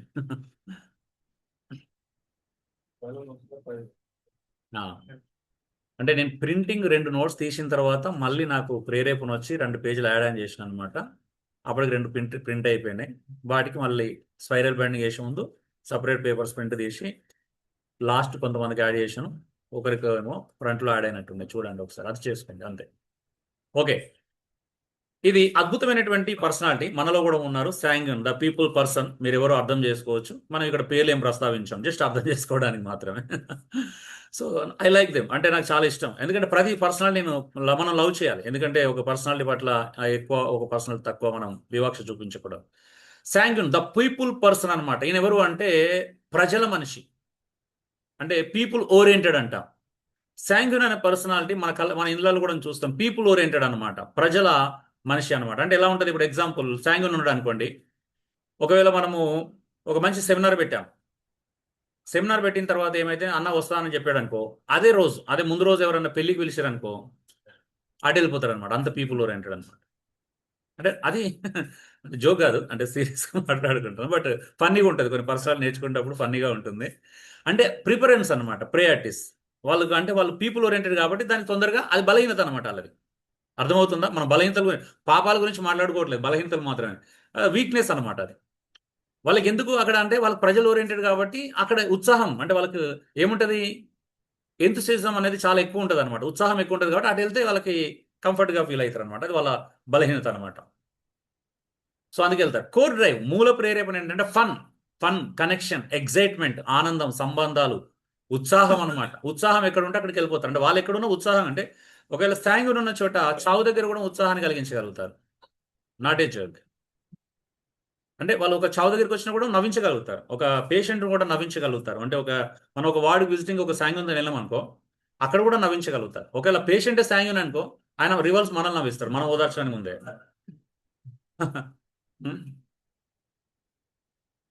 అంటే అంత జాయ్ఫుల్ ఉంటుంది అనమాట. వాళ్ళ వర్డ్స్ ఎలా ఉంటాయనంటే చాలా పవర్ఫుల్గా ఉంటాయి. వాళ్ళు ఎక్కడ ఉంటారో అక్కడ ఉత్సాహం ఎక్కువ నింపబడతాం అనమాట, ఉత్సాహం చేత నింపబడతాం. టిమ్ లాహే గారు ఏమంటారు తెలుసా? ఒకవేళ అక్కడ శాంగ్యూన్ వస్తున్నాడు అంటే శాంగ్యూన్ కాలు హాల్లో ఎంటర్ కావడానికి ముందు ఆయన వాయిస్ వస్తుందని అంటాడు. అదేమంటాడు అని అంటే ఒక హాల్లో మీటింగ్ జరుగుతుందంటే ఆయన కాలు హాల్లోకి రాకముందు ఆయన వాయిస్ హాల్లో ఎంటర్ అవుతుంది అంటాడు. అంటే అంత ఉత్సాహం ఉంటుంది వాళ్ళతోని. బట్ బలహీనత ఏంటి అని అంటే ప్రేయర్టైజ్ అనమాట. అదొకటి మార్చుకుంటే అద్భుతం వాళ్ళు, మామూలు అద్భుతం కాదు. ప్రయారిటీస్ అనేది మార్చుకోవాలన్నమాట. స్వభావం ఉత్సాహం, మాట్లాడే స్వభావం స్నేహపూర్వకం. వీళ్ళు ఎట్లా అంటే శాంగ్యూన్ ఎంత అద్భుతం అని అంటే ఎంత ఈజీగా ఫ్రెండ్షిప్ చేసుకోగలుగుతారు అని అంటే అంత ఈజీగా. ఒకవేళ బస్సులో ప్రయాణం చేస్తున్నారంటే ఆ 4 గంటల జర్నీలో ఒక 5-10 మంది అయిపోతారు ఫ్రెండ్స్. ఈవెన్ నెంబర్స్ కూడా ఎక్స్చేంజ్ చేసుకుంటారు. అంత ఫ్రెండ్లీ నేచర్ ఉంటుంది శాంగ్యూన్తోనే. నో మొహమాటం అనమాట. అస్సలు మొహమాట పడరు. ఏమైనా పలకరించడానికి, మీ పేరేంటి అనడానికి, ఎక్కడికి వెళ్తున్నారని కానీ, తింటున్నారా, ఏం తెచ్చుకున్నారా అని దేనికి మొహమాట పడరు. అంత అంత అంటే వాళ్ళని చూస్తే ఎదుటి వ్యక్తి కూడా ఫీల్ కాడు. వాళ్ళు మాట్లాడే విధానాన్ని బట్టి ఎదుటి వ్యక్తి నన్ను ఎందుకు పలకరిస్తున్నారా అనేది కూడా అనుకోరు. వాళ్ళు కూడా ఉత్సాహపడతారు అనమాట. వాళ్ళు కూడా జోయల్గా అబ్బాయి ఎంత క్లోజ్గా మూవ్ అవుతున్నారు. శాంగ్యూన్కి మొహమాటం ఉండదు జనరల్గా. ఎవరైనా ఇంటికి వెళ్తే కూడా వాళ్ళు దూసుకెళ్తారు, కిచెన్లోకి వెళ్తారు, ఎక్కడికైనా బెడ్రూమ్కి వెళ్ళిపోతారు. అంటే వాళ్ళకి ఏమంటారు, మొహమాటం ఉండదు. అంటే ప్రాబ్లం ఏంటి అంటే వాళ్ళు మొహమాటం ఉండదంటే దాని అర్థం ఏంటి అంటే వాళ్ళు కావాల్సి పని చేయాలి. వాళ్ళ స్వభావం అనమాట. వాళ్ళ వాళ్ళ స్వభావం వాళ్ళు నడిపించేది, వాళ్ళ డ్రైవ్ అలాగా ఉంటుంది అనమాట. మనమేమైనా కొంతమంది అపార్థం చేసుకోవచ్చు. బట్ అది దాని డ్రైవ్ ఫోర్స్ అలా ఉంటుంది వాళ్ళది. వాళ్ళు ఏమంటే అంత జోవెల్గా ఉంటారు. అదేదో మనకి ఏదో చేయడానికి లేకపోతే ఏదో సమస్య క్రియేట్ చేయడానికి కాదు, కానీ వాళ్ళ స్వభావం అలాంటిది అనమాట. జోవెల్గా ఉంటారు వాళ్ళు. మొహమాటం అస్సలు ఉండదు. అదే ప్లేస్లో ఒకవేళ ఇంట్రోవర్ట్ ఉన్నాడు అనుకో, సఫర్ అవుతూనే ఉంటాడు. ఆకలేసినా సఫర్ అవుతాడు, ఇంకేదో వచ్చినా సఫర్ అవుతాడు. ఒకవేళ బస్సులో ప్రయాణం చేస్తుంటే సాగి ఉంటే అన్నా ఆపేసి మనం అట్లా సరదాగా అంటే అవసరం డ్రైవర్ని కూడా తీసుకెళ్తే ఇది అయిపోతుంది. అంత ఉత్సాహం ఉంటుంది. అదే అక్కడ ఇంట్రోవర్ట్ ఉన్నాడు అనుకో అంటే ఒకవేళ ఆ, కడుపు గాల్ బ్లాడర్ మొత్తం నిండిపోయినా కూడా ఓర్చుకుంటాడు, కిడ్నీ సమస్యలు తెచ్చుకుంటాడు, కానీ అస్సలు డ్రైవర్ దగ్గరికి అలా ఆపని మాత్రం అసలు బ్రతిమలు ఆడుకోడు. అట్లా ఉంటుంది అనమాట. చాలా తేడా ఉంటుంది అసలు. అంటే పాజిటివ్స్ ఉంటాయి, నెగిటివ్స్ ఉంటాయి. బట్ కానీ అది ఎంత ఉంటుంది అంటే ఒక శాంగున్ బస్సులో ఉన్నాడు అనుకో, ఒక శాంగున్ తన కోసం బస్సు ఆపితే బస్సులో ఉన్న 40 మందికి హెల్ప్ అవుతుంది. అది వండర్ఫుల్ థింగ్. అంటే ఇంట్రోవర్ట్ లోపల హృదయం అబ్బా అనుకుంటాడు, నన్ను బ్రతికించాడు, అప్పుడప్పుడు ఇలాంటి వాడు ఉండాలి. రియల్లీ అంటే అయితే కోర్స్ సోషల్ బీయింగ్ లో చాలా అద్భుతంగా ఉంటుంది, కానీ స్పిరిచువల్ దగ్గరికి వచ్చినప్పుడు సవాల్గా ఉంటాయి. ఎవరి పర్సనాలిటీ అయినా సవాలే. ఓన్లీ సాంగన్ కాదు, మనం సాంగన్ గురించి మాట్లాడాం. బలాలు ఆనందం, ఆకర్షణ, జనాలని కలవడం. బలహీనతలు ఏంటంటే తొందరపాటు ఎక్కువ అన్నమాట. అంటే కలవడం, జనాలను కలవడం సరే కలవడం యాక్చువల్లీ. సో బలహీనత ఏంటంటే తొందరపాటు ఎక్కువ, ఉద్రేకం ఎక్కువ. పేతురు చూశారు కదా, పేతురు ఎంత ఉద్రేకపడి చూశారు కదా. పేతురు స్వభావం అనమాట. శాంగ్యూన్ అంటే ఎవరి స్వభావం అంటే పేతురు స్వభావం. పర్ఫెక్ట్ శాంగ్యూన్ ఎవరంటే బైబిల్లో పేతురు. చూడండి, రూపాంతర కొండ మీదకి వెళ్ళగానే అందరు సైలెంట్గా ఉంటారు, మిగతా వాళ్ళు యోహాను యాకోబులు. కానీ పేతురు ఏమంటాడు, ప్రభా నీకు ఒకటి, మోషకు ఒకటి, ఏలి ఒకటి, తొందరగా ఒక పర్ణశాల కట్టుదామా అంటాడు. అవునా, ఉద్రేకం. ఆలోచన లేదు ఇక్కడ. అంటే వీళ్ళకేంటంటే కొద్దిగా వెనక ముందు ఇంటలెక్చువల్గా ఆలోచించరు అనమాట. నోటికి ఏదొస్తుంది ఫస్ట్ మాట్లాడేస్తారు. దానివల్ల అంటే గౌరవం పోతుంది, డిగ్నిటీ అనేది కొంచెం తక్కువ ఉంటుంది వాస్తవం చెప్పాలంటే. అంటే ఎవరైనా ఏమో అనుకుంటారనే భయము ఉండదు. ఇది అవసరమా లేదనేది వెనక ముందు ఆలోచించారు. అంటే వీళ్ళు ఏం చేస్తారంటే ఆలోచించారంటే తర్వాత ఆలోచిస్తారు. ఎప్పుడు ఆలోచిస్తారు, మాటలు మాట్లాడిన తర్వాత ఆలోచిస్తారు. అదే ఇంట్రోవర్ట్ ఉన్నాడు అనుకో, ఆలోచించి మాట్లాడతారు. తేడా అది అనమాట. వాళ్ళకి ఇలా తేడా అంటే వీళ్ళు తొందరపడి మాట్లాడతారు, మాట్లాడిన తర్వాత తప్పని తెలిస్తే అప్పుడు ఆలోచిస్తారు. అదే ఇంట్రోవర్ట్ అయితే ముందే ఆలోచించి జాగ్రత్తగా మాట్లాడతారు. అది వ్యత్యాసం. ఓకే, తొందరపాటుతనం ఎక్కువ అన్నమాట. పేతురు మీరు చూడండి, ఒక వ్యక్తి వచ్చి మీ బోధకుడు పన్ను కట్టాడు, మా బోధకుడు ఎందుకు కట్టాడు, వెళ్ళి ఫస్ట్ అందరికంటే చూడు 12 మంది ముందే వెళ్ళి, ప్రభా మరి పన్నులో వసూలు చేసేటోళ్ళు వచ్చారు, ఏం సంగతి అని. సరే నువ్వు వెళ్ళాడు చాపపాటు, డబ్బులు వస్తే నీకు నాకు పన్ను కట్టేసేయమంటాడు. ప్రతి దాంట్లో ఇన్వాల్వ్ అవుతారు అనమాట. సముద్రం మీదకి వెళ్తుంటే అందరు సైలెంట్గా ఉంటాడు, నేను ఒక్కడు మాత్రం, అది ప్రభావ నిజమేనా, నువ్వేనా, అయితే నాకు కూడా సెలవు, నీ కూడా నడుస్తా అయితే, అలా అనమాట. అంత ఉద్రేకం అనమాట. చూడండి, గెచ్చమైన తోట కూడా మీరు అంటే ఈజీ కాదు. గెచ్చమైన తోట కూడా చూడండి, అందరు సైలెంట్ ఉంటాడు. పేదరు ఒకటి ఏం చేస్తాడు, కత్తి తీసుకొని మలుకొని సైనికులకు చెవి నరుకేస్తాడు. అంత ఉద్రేకం ఉంటుంది అనమాట. వెనక ముందు ఆలోచించాడు. అందుకే ప్రభు అన్నాడు, కత్తి పట్టుకున్నాడు, కత్తి చేతనే నష్టం. ఎందుకు పేతురు యేసు ప్రభు అన్నాడు కదా, పేతురు దుడుకు పేతురు దుడుకు స్వభావం తగ్గించుకో, దుడుకుతనం తగ్గించుకో. అది ఎంత ఎంత బ్యూటిఫుల్ అండి. అంటే చూడండి, దుడుకుతనాన్ని యేసు ప్రభు తగ్గించుకోమన్నాడు కానీ నువ్వు తప్పు అని చెప్పాలి. అవునా? నీ పర్సనాలిటీ రాంగ్ అని చెప్పాల. నీ దుడుకుతనం తగ్గించుకుంటే చాలు, ఎనాఫ్ అన్నది. అంతకంటే గొప్పది ఏముండదు మార్పు ఇక్కడ. చిన్న మార్పు ఏంటి? ఈ బలహీన తొందరపాటు. రెండోది స్థిరత్వం ఉండదు. శాంగునికి ఏంటి అంటే రెండో బలహీన అంటే స్థిరత్వం ఉండదు, స్టేబుల్గా ఉండడు. ఇప్పుడు మన దగ్గరికి వచ్చిన అనుకో, అరగంటలో ఎవరైనా ఫోన్ చేసి అటు రమ్మంటే అటు వెళ్ళిపోతారు, ఇది ఇక్కడ పక్కన పోతుంది. మీరు సాయంత్రంతో రిలేషన్షిప్ పెట్టుకున్నప్పుడు ఏముంటుంది అని అంటే కొన్ని డిసప్పాయింట్మెంట్స్ చాలా ఉంటాయి. ఎలాంటి డిసప్పాయింట్మెంట్స్ అంటే ఎంత ఉత్సాహం ఉంటుందో అదే స్థాయి నిరుత్సాహం కూడా ఉంటుంది అనమాట. ఎందుకనంటే ఇప్పుడు మీ దగ్గర ఇప్పుడు సపోజ్ నువ్వు ఉదయం 9 గంటలకు నా దగ్గర రా అని చెప్పి మాట్లాడినావు అనుకో, డన్ వస్తానంటాడు. 10 గంటలకు ఎవరైనా ఫోన్ చేసి అట్రామనుకో, ఈ 9 గంటలు మర్చిపోతాడు, 10 గంటల మీద దృష్టి పోతుంది అనమాట. పోనీ 11 గంటలకి ఎవరైనా ఫోన్ చేసి రమ్మనుకో, ఈ 9, 10 పక్కన పోతే 11 గంటల దగ్గరికి అక్కడ ఆగిపోతారు అనమాట, అటు వెళ్ళిపోతాడు. అరే అన్న అన్న నీ దగ్గరికి బయలుదేరామన్న, సాధనకి వెళ్ళి వచ్చేసరికి ఇటు వెళ్ళినాను అంటే వీళ్ళకి అంత ఈజీ అనమాట, అంత ఈజీగా అంటే అంత అదిగా ఉంటుంది. సో శాంగ్యూన్స్ పనులు గొప్పగా ప్రారంభిస్తారు. దే ఆర్ గ్రేట్ స్టార్టర్స్ అనమాట, గ్రేట్ స్టార్టర్స్. శాంగ్యూన్ లాగా ఏదైనా ప్రారంభించడం అనేది శాంగ్యూన్ వల్ల తప్పించి ఎవరి వల్ల కాదు, ఒక పని ప్రారంభించాలంటే. బట్ బలహీనత ఏంటి అని అంటే దే ఫినిష్ వెరీ స్లో అనమాట. కొన్నిసార్లు ఆపేస్తారు, గొప్పగా ప్రారంభిస్తారు, పనిని కొనసాగించలేరు, లేదా కొన్ని కొనసాగించినా స్లోగా కొనసాగిస్తారు అనమాట. అలా అంటే కొన్ని నెగిటివ్ వర్డ్స్ మనం వాడకూడదు పర్సనాలిటీలో. అంటే అవును, స్ట్రిక్ట్గా ప్రోహిబిట్ చేయబడ్డాయి అనమాట. యాజ్ ఏ అంటే సైకాలజీ నేర్పిస్తున్నప్పుడు ఏంటి అని అంటే ఒక పర్సనాలిటీని ఏమంటారు నెగిటివ్ వర్డ్స్ వాడకుండా జాగ్రత్తగా డీల్ చేయమని. ఇందులో కూడా మీకు ఆ కండిషన్ కనిపిస్తుంది ఒక దగ్గర. యా పేతురు యేసు ప్రభుకి ఏం జరగాలో చూస్తా తొందరగా, అది కూడా అది నెగిటివ్ షేడ్, ఉద్రేకం కదా, కొద్దిగా ఉద్రేకం ఉంటుంది అన్నమాట. ఓకే. మూడోది భావోద్వేగ నియంత్రణ లోపం అన్నమాట. ఇంగ్లీష్లో ఏమంటారు అంటే ఎమోషనల్ అన్స్టబర్న్. ఎమోషనల్ అన్స్టబర్న్ అనమాట. అంటే ఎమోషనల్గా ఎలా ఉంటారు అని అంటే తొందరపాటు అనమాట, చాలా ఎమోషనల్ అవుతారు అనమాట.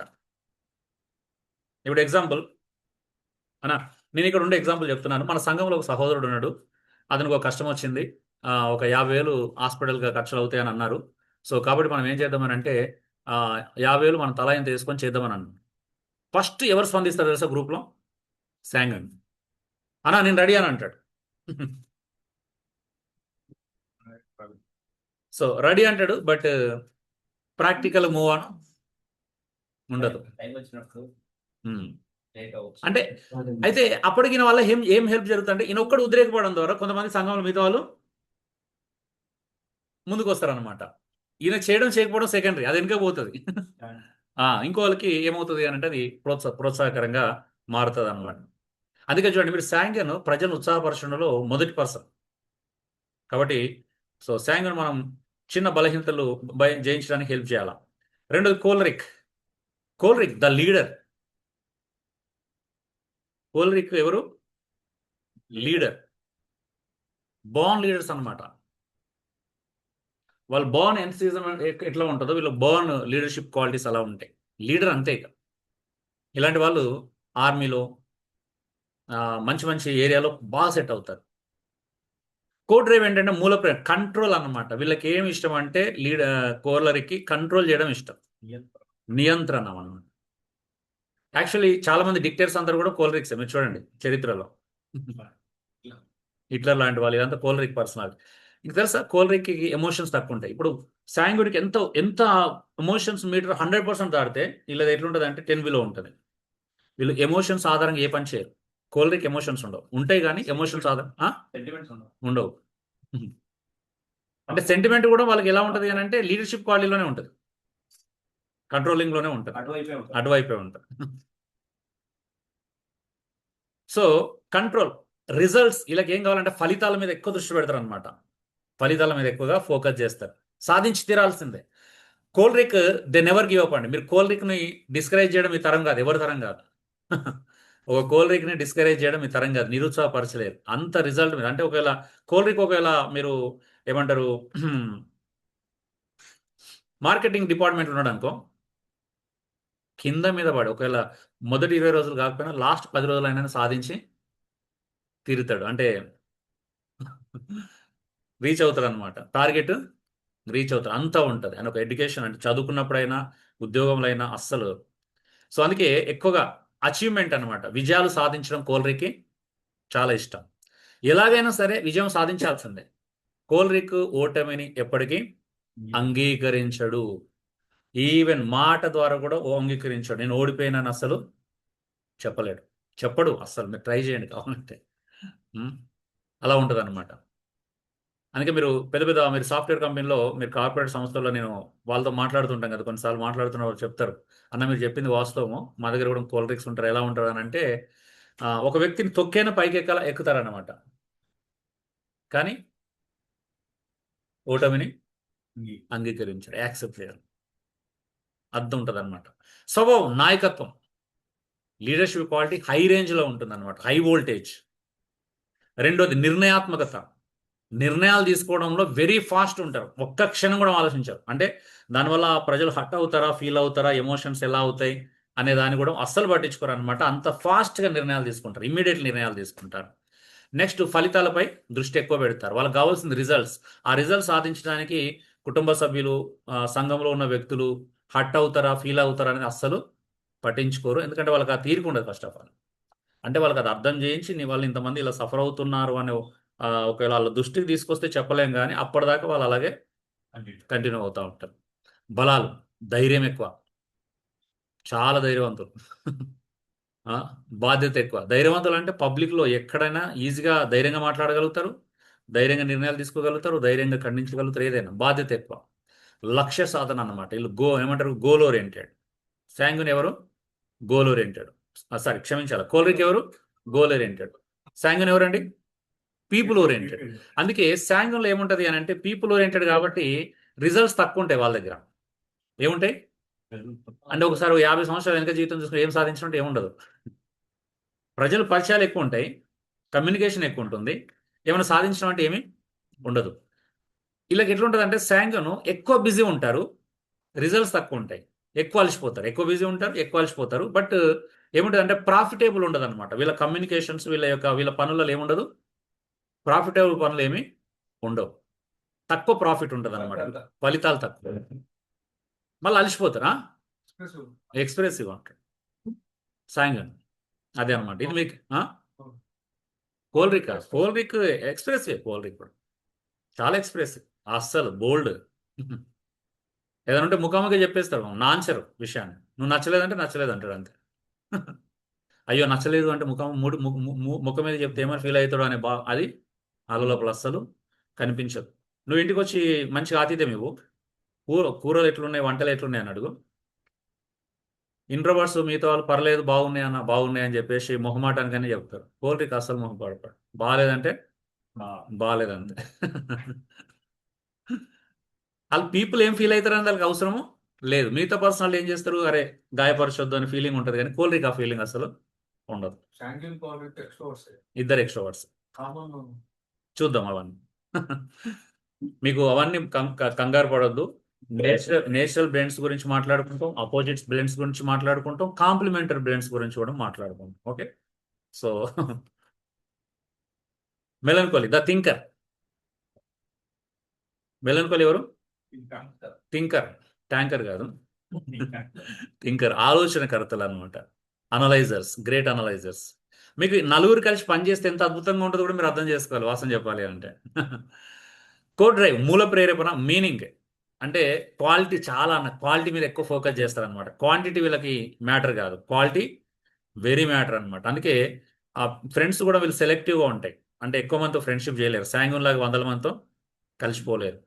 సెలెక్టివ్గా ఉంటుంది, అది కూడా క్వాలిటీ పీపుల్ మాత్రమే ఉంటారు అందులో. సో డెప్త్, బాగా డీప్గా ఉంటుంది అనమాట. ఏ పని చేసినా డెప్త్కి వెళ్ళిపోతారు, అంటే లాస్ట్ స్టేజ్ వరకు ఎంతవరకు వాళ్ళు అవ్వగలుగుతుందో అంతవరకు వెళ్ళగలుగుతారు అనమాట. సో అర్థం మీనింగ్ ఎక్కువగా, అంటే లోతైనటువంటి అర్థము, అర్థవంతంగా, నాణ్యత ఎక్కువగా, లోతుగా పనిచేయడం, లోతుగా ఆలోచించడం, లోతుగా చేస్తారు అనమాట. ఏ పని చేసినా పైన చేయరు. ఇది వారి ఉన్నటువంటి కోర్ డ్రైవ్ అనమాట. స్వభావం, ఆలోచనాత్మకం ఎక్కువ, క్రమశిక్షణ చాలా ఎక్కువ, డిసిప్లిన్, లోతైనటువంటి భావాలు కలిగినటువంటి వ్యక్తులు. వాస్తవానికి మెలన్కోలిక్స్ చూడడానికి ఏం తెలియని వారుగా ఉంటారు. కొంతమంది అనుకోవచ్చు ఇలా అమాయకులను ఏమైనా మోసం చేయొచ్చు అనుకుంటారు, బట్ వాళ్ళు ఎంత థింకర్స్ అంటే నేను చూడగానే నీ స్వభావం అంతా అర్థం చేసుకుంటారు, బట్ నీతో ఆర్గ్యుమెంట్ చేయడం కానీ నిన్ను అపోజ్ చేయడం కానీ అట్లా చేయరు అనమాట. అలా చేయకపోయేసరికి ఏమనుకుంటారంటే ఎదుటి వ్యక్తి అనుకోవచ్చు ఈతను నేను ఏం చేసినా చెల్లుతుంది అని అనుకోవచ్చు, బట్ ఆయన ఇంటెన్షనల్గా గాయపడతాడు కానీ తెలుసు ఆయనకు మోసం చేస్తూ మోసపోతున్నా అని తెలుసు, తనతో అబద్ధం ఆడుతున్నారని కూడా ఈజీగా తెలిసిపోతుంది. మ్యానిపులేషన్ చేస్తున్న విషయం ఈజీగా తెలుసుకోగలుగుతాడు. అంత లోతైనటువంటి భావాలు ఎక్కువ ఉంటాయి. సో బలాలు ఏంటంటే విశ్లేషణ, అనలైజింగ్ ఎక్కువగా చేయగలుగుతారు. ఏ విషయమైనా నమ్మకత్వం ఎక్కువగా, చాలా నమ్మకస్తులు అనమాట. మీరు ఇతని మీద జీవితాంతం ఆధారపడవచ్చు. Dependable, very faithful and dependable. నాణ్యతపై దృష్టి ఎక్కువ, క్వాలిటీ మీద ఎక్కువ దృష్టి ఉంటుంది. బలహీనతలు ఏంటంటే అధిక ఆందోళన, చింత ఎక్కువ. వీళ్ళకి వర్రియర్ అనమాట. వారియర్ కాదు, కోలరిక్ వారియర్ అయితే వీళ్ళు వారియర్. ఎంత చింత ఉంటుంది అంటే ప్రతి చిన్న విషయాన్ని డీప్గా ఆలోచించే స్వభావం వల్ల కూడా పాజిటివ్ విషయాలు నేర్చుకునే విషయంలో, అనలైజ్ చేసే విషయంలో ఎంత డీప్గా ఆలోచిస్తారో చిన్న చిన్న విషయాలను కూడా, నెగిటివ్ విషయాలను కూడా అంతే లోతుగా ఆలోచిస్తారు. అందుకే లోతుగా హట్ అవుతారు. నిరుత్సాహం ఎక్కువ వీళ్ళకి, డిస్కరేజ్మెంట్ ఎక్కువ అనమాట. నెక్స్ట్ పరిపూర్ణతకు ఒత్తిడి ఎక్కువ ఉంటుంది. వీళ్ళకి అన్ని పర్ఫెక్ట్గా చేయాలంటారు, ఆ ఒత్తిడి ఎక్కువ ఉంటుంది. ప్రతిదీ పర్ఫెక్ట్గానే చేయాలి అనే ఒత్తిడి ఎక్కువ ఉంటుంది. ఇప్పుడు ఇంగ్లీష్ క్లాస్లో మనం అందరం ఉందాం అనుకోండి, శాంగను ఉన్నాడు అనుకో ఎగ్జాంపుల్. శాంగన్ నోటికి వచ్చిందంతా మాట్లాడతాడు, భయపడు అనమాట. ఎవరైనా ఇంగ్లీష్ నేర్పి నువ్వు మాట్లాడలేసి అంటే I'm so and so something something అని మొత్తం ఇక స్టార్ట్ చేస్తారు అనమాట. అలా ఎన్ని తప్పులు ఉన్నాయి, ఎంత కరెక్ట్ ఉంది, ఎంత గ్రామర్ మిస్టేక్, ఇవన్నీ ఏం పట్టించుకోడు.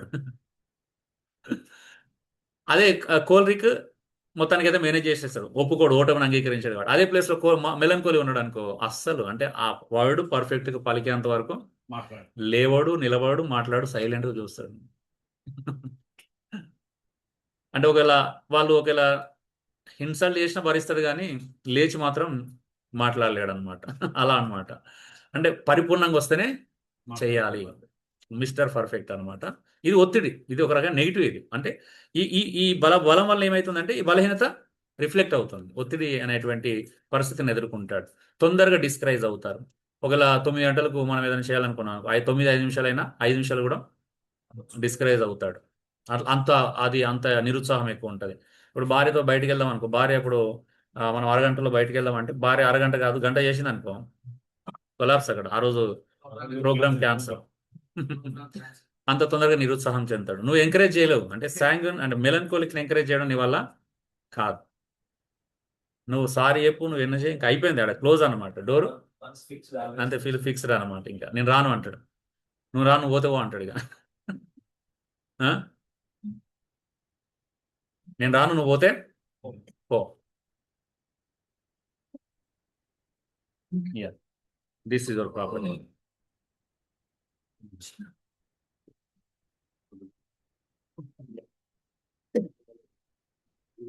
ఓకే, మైక్ ఇచ్చారు కదా నాకు, నేను మైక్ మర్చిపోయాను. ఓకే సరే. అందుకే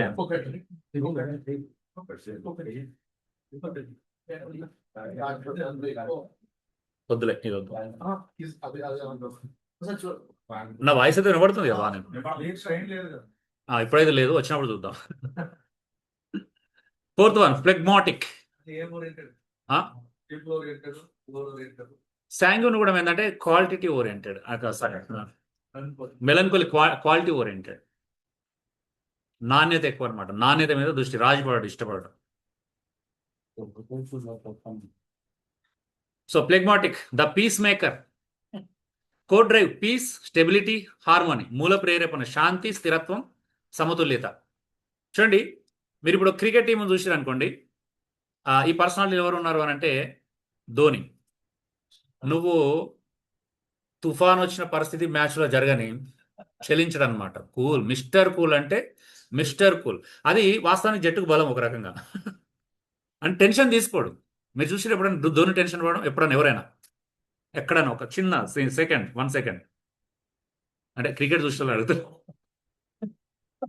సో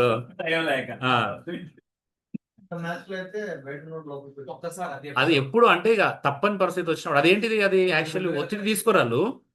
ఒత్తిడిని ఏం చేస్తారంటే అవాయిడ్ చేస్తారు. వాస్తవం చెప్పాలంటే దే వోంట్ టేక్ స్ట్రెస్ అనమాట, దే అవాయిడ్. దాన్ని ఏం చేస్తారంటే బయట వదిలేస్తారు, వేరే వాళ్ళ మీద వదిలేస్తారు. అవసరం అంటే ఇగ్నోర్ చేస్తారు. వాస్తవం చెప్పాలి అంటే అస్సలు తీసుకోరు ఒత్తిడి. అదే ఇప్పుడు మీరు కోహ్లీని చూడండి.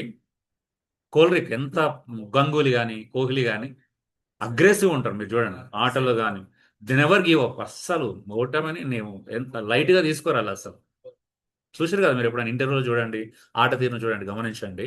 అంటే నేను క్రికెట్ చూసినా ఒకవేళ చూసినా కూడా ఎట్లా చూస్తా అంటే అలా చూస్తా. బైబిల్ చదివినా కూడా ఓకే వీళ్ళెవరు, ఎందుకు ఇలా ప్రవర్తిస్తున్నారు, పర్సనాలిటీ ఏంటి, ఓకే అనమాట. అంటే వీళ్ళ మూడోపైన శాంతి అనమాట. కోలరిక్ ఏంటి అంటే ప్లెగ్మాటిక్ ఏంటి అని అంటే కూల్ ఉండాలా. అందుకే వీళ్ళు రిస్క్ చేయరు అస్సలు. మీరు ఏ విషయంలో రిస్క్ చేయరు. నువ్వెంత ప్రేరేపించి రిస్క్ చేయరు. నువ్వెంత కౌన్సిలింగ్ ఇప్పించి ఎన్ని సిట్టింగ్ లానే కూర్చుండబెట్టు. ఉమ్. అంటే మీరు ఉరికించలేరు, నిజంగా చెప్తున్నాను. కోల్డ్రింక్ అంటే ప్లెగ్మాటిక్ ఎంత కాము అని అంటే ఒకవేళ ప్లెగ్మాటిక్ ఇక్కడ చైర్లో కూర్చున్నాడు, నువ్వు వచ్చి ఒక్కడే కూర్చున్నాడు ఒక దగ్గర, మీరు వచ్చి దూరం చూసి బ్రదర్ నీ చైర్ కింద బాంబు ఉందని చెప్పు, లేదా పాము ఉందని చెప్పు. ఒక 10 సెకండ్లు ఇలా ఉండి పాము ఉందా అట్లా చూస్తారన్నమాట. అంత అంత కామ్ అనమాట. నేను ప్రాక్టికల్గా చెక్ చేశాను. ఆ, ఇప్పుడు ఒకవేళ మనం నలుగురం ఉన్నాం అనుకోండి, ఈ 4 పర్సనాలిటీ. ప్లెగ్మాట్ ఇప్పుడు చైర్లో ఉన్నాడు, ఇగో ఇంత డిస్టెన్స్లో ఒక పాప ఆడుతుంది. చైర్ ఎక్కి ఇంకో చైర్ ఎక్కి బాబు పాప ఒక 2-3 ఇయర్స్ బాబు ఆడుతున్నాడు అనుకో. చైర్ స్కిడ్ అయిపోయి అంటే స్కిప్ అయిపోయి ఆమె పడుతుంది అనుకో, చూస్తాడు కానీ పట్టుకోడు. పడ్డ తర్వాత మెల్లగా ఆలోచన నా దెబ్బ తాకిందా, అలా ఉంటుంది అనమాట. అదే ఇప్పుడు అక్కడ కోల్రిక్ కానీ అంటే శాంగన్ కానీ లేకపోతే మెలన్ కోల్ ఏం చేస్తాం, పట్టుకుంటాం. మనం అవసరం పడైనా పట్టుకుంటాం అన్నమాట. సో అలా ఉంటుంది అనమాట.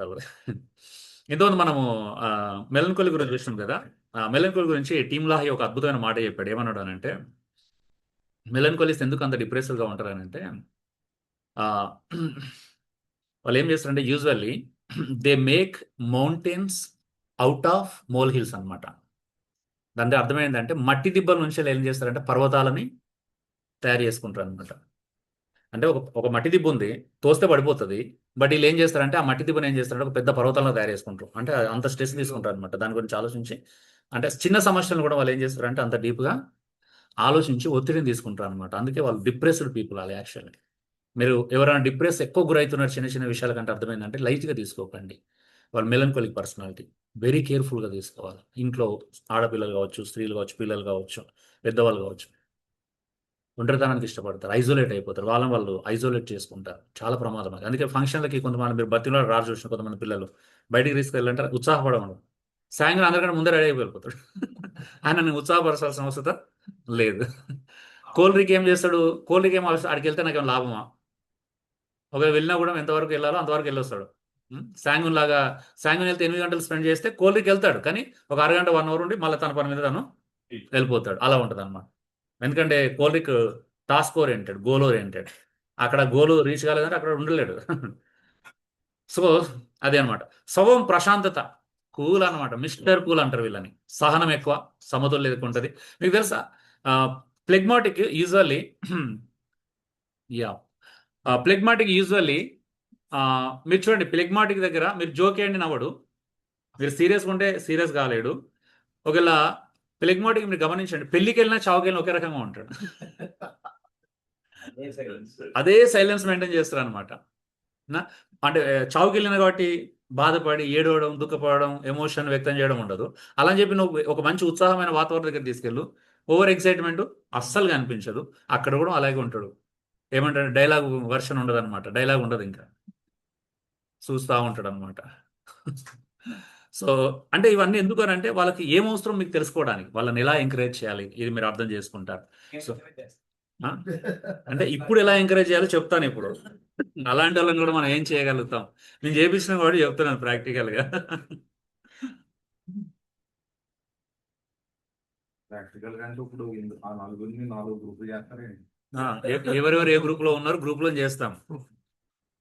మీ పర్సనాలిటీ కూడా బయట పెడతాను ఇప్పుడు. మీరెవరో కూడా చెప్తాను కొద్దిసేపు అయితే. జస్ట్ జోకింగ్, నాకు తెలుసు కానీ అందరు చెప్పను. సో బలహీనతలు ఆలస్యం అన్నమాట, ఉత్సాహం లోపం, నిర్ణయాల్లో జాప్యం. మీరు శాంగోనికి ఫోన్ ప్లెగ్మాటిక్ ఫోన్ చేసి మనం ఒక రోజు మీటింగ్ ఉంది వెళ్దామనంటే చివరి రోజు వరకు కూడా చెప్పండి వస్తారా అనేది. ఎంత టెన్షన్ ఉంటుంది అంటారే, బాబు వస్తే వస్తా అని చెప్పు, రాకపోతే రాను ఇది మాత్రం అస్సలు చెప్పారు, కావాలని ట్రై చేయండి మీరు. అంటే ఎలా ఉంటుంది అంటే కమ్యూనికేషన్ కూడా చాలా వీక్ వీళ్ళు. అంటే లోపల ఉన్న భావాలను వ్యక్తం చేయడంలో వీళ్ళంత బలహీనలు ఎవరు ఉండరు. ఈవెన్ సొంత వైఫ్ దగ్గర, సొంత హస్బెండ్ దగ్గర కూడా వీళ్ళ భావాలని వ్యక్తం చేయరు. నాకు ఇలా అనిపిస్తుంది అని కూడా చెప్పరు. ఓర్చుకుంటారు అంతే, సహనం అన్నట్టు, కూల్. నెక్స్ట్ ఎందుకంటే వీళ్ళకి ఏమిటంటే కాన్ఫ్లిక్ట్స్ అస్సలు ఇష్టం ఉండదు. సంఘర్షణలకి 100% దూరం అనమాట. 0.1% కూడా అక్కడ ఉండరు. సంఘర్షణ ఉందనంటే అలా ఇంటికి వెళ్ళడం మానేస్తారు. ఒకవేళ ఎవరైనా బంధువులు ఉన్నారు, ఇప్పుడు అత్తగారింటి ఒకవేళ కోలరిగా ప్లెగ్మాటిక్ ఉన్నాడు, పెళ్ళైంది, అత్తగారింటికి అడుగుకే ఎంత సంపాదించినా అడిగిరాను పొరపాటు ఒకసారి, ఇంకెళ్ళాడు అక్కడికి. అడిగి వెళ్తే మళ్ళీ అడుగుతారని, సంఘర్షణ ఇష్టం ఉండదు. అకౌంటబుల్ ఎవరిని అడిగితే మీరు రారు. ఈవెన్ ఇప్పుడు ఎగ్జాంపుల్ నేను స్థానిక సంఘంలో ఒక ప్లెగ్మాటిక్ని, ఏంటి లాస్ట్ టైము తొందరపడేది బిజినెస్ చేసిన అంటే లాస్ట్ అయిన వాళ్ళకి చెప్పొచ్చు కదా, మేము ప్రార్థన సహాయం చేస్తాం కదా, కౌన్సిలర్స్ ఉన్నారు కదా, ఇంకో రకంగా హెల్ప్ అవుతుంది కదా అంటే 2 వారాలు మానేస్తారు తప్పించి సంఘానికి రావడం అసలు ఎంత సవాలుగా ఉంటాయంటే ఒక్కొక్కటి పర్సనల్ డీల్ చేయడం. అయ్యో మేము ఏమన్నామంటే మళ్ళీ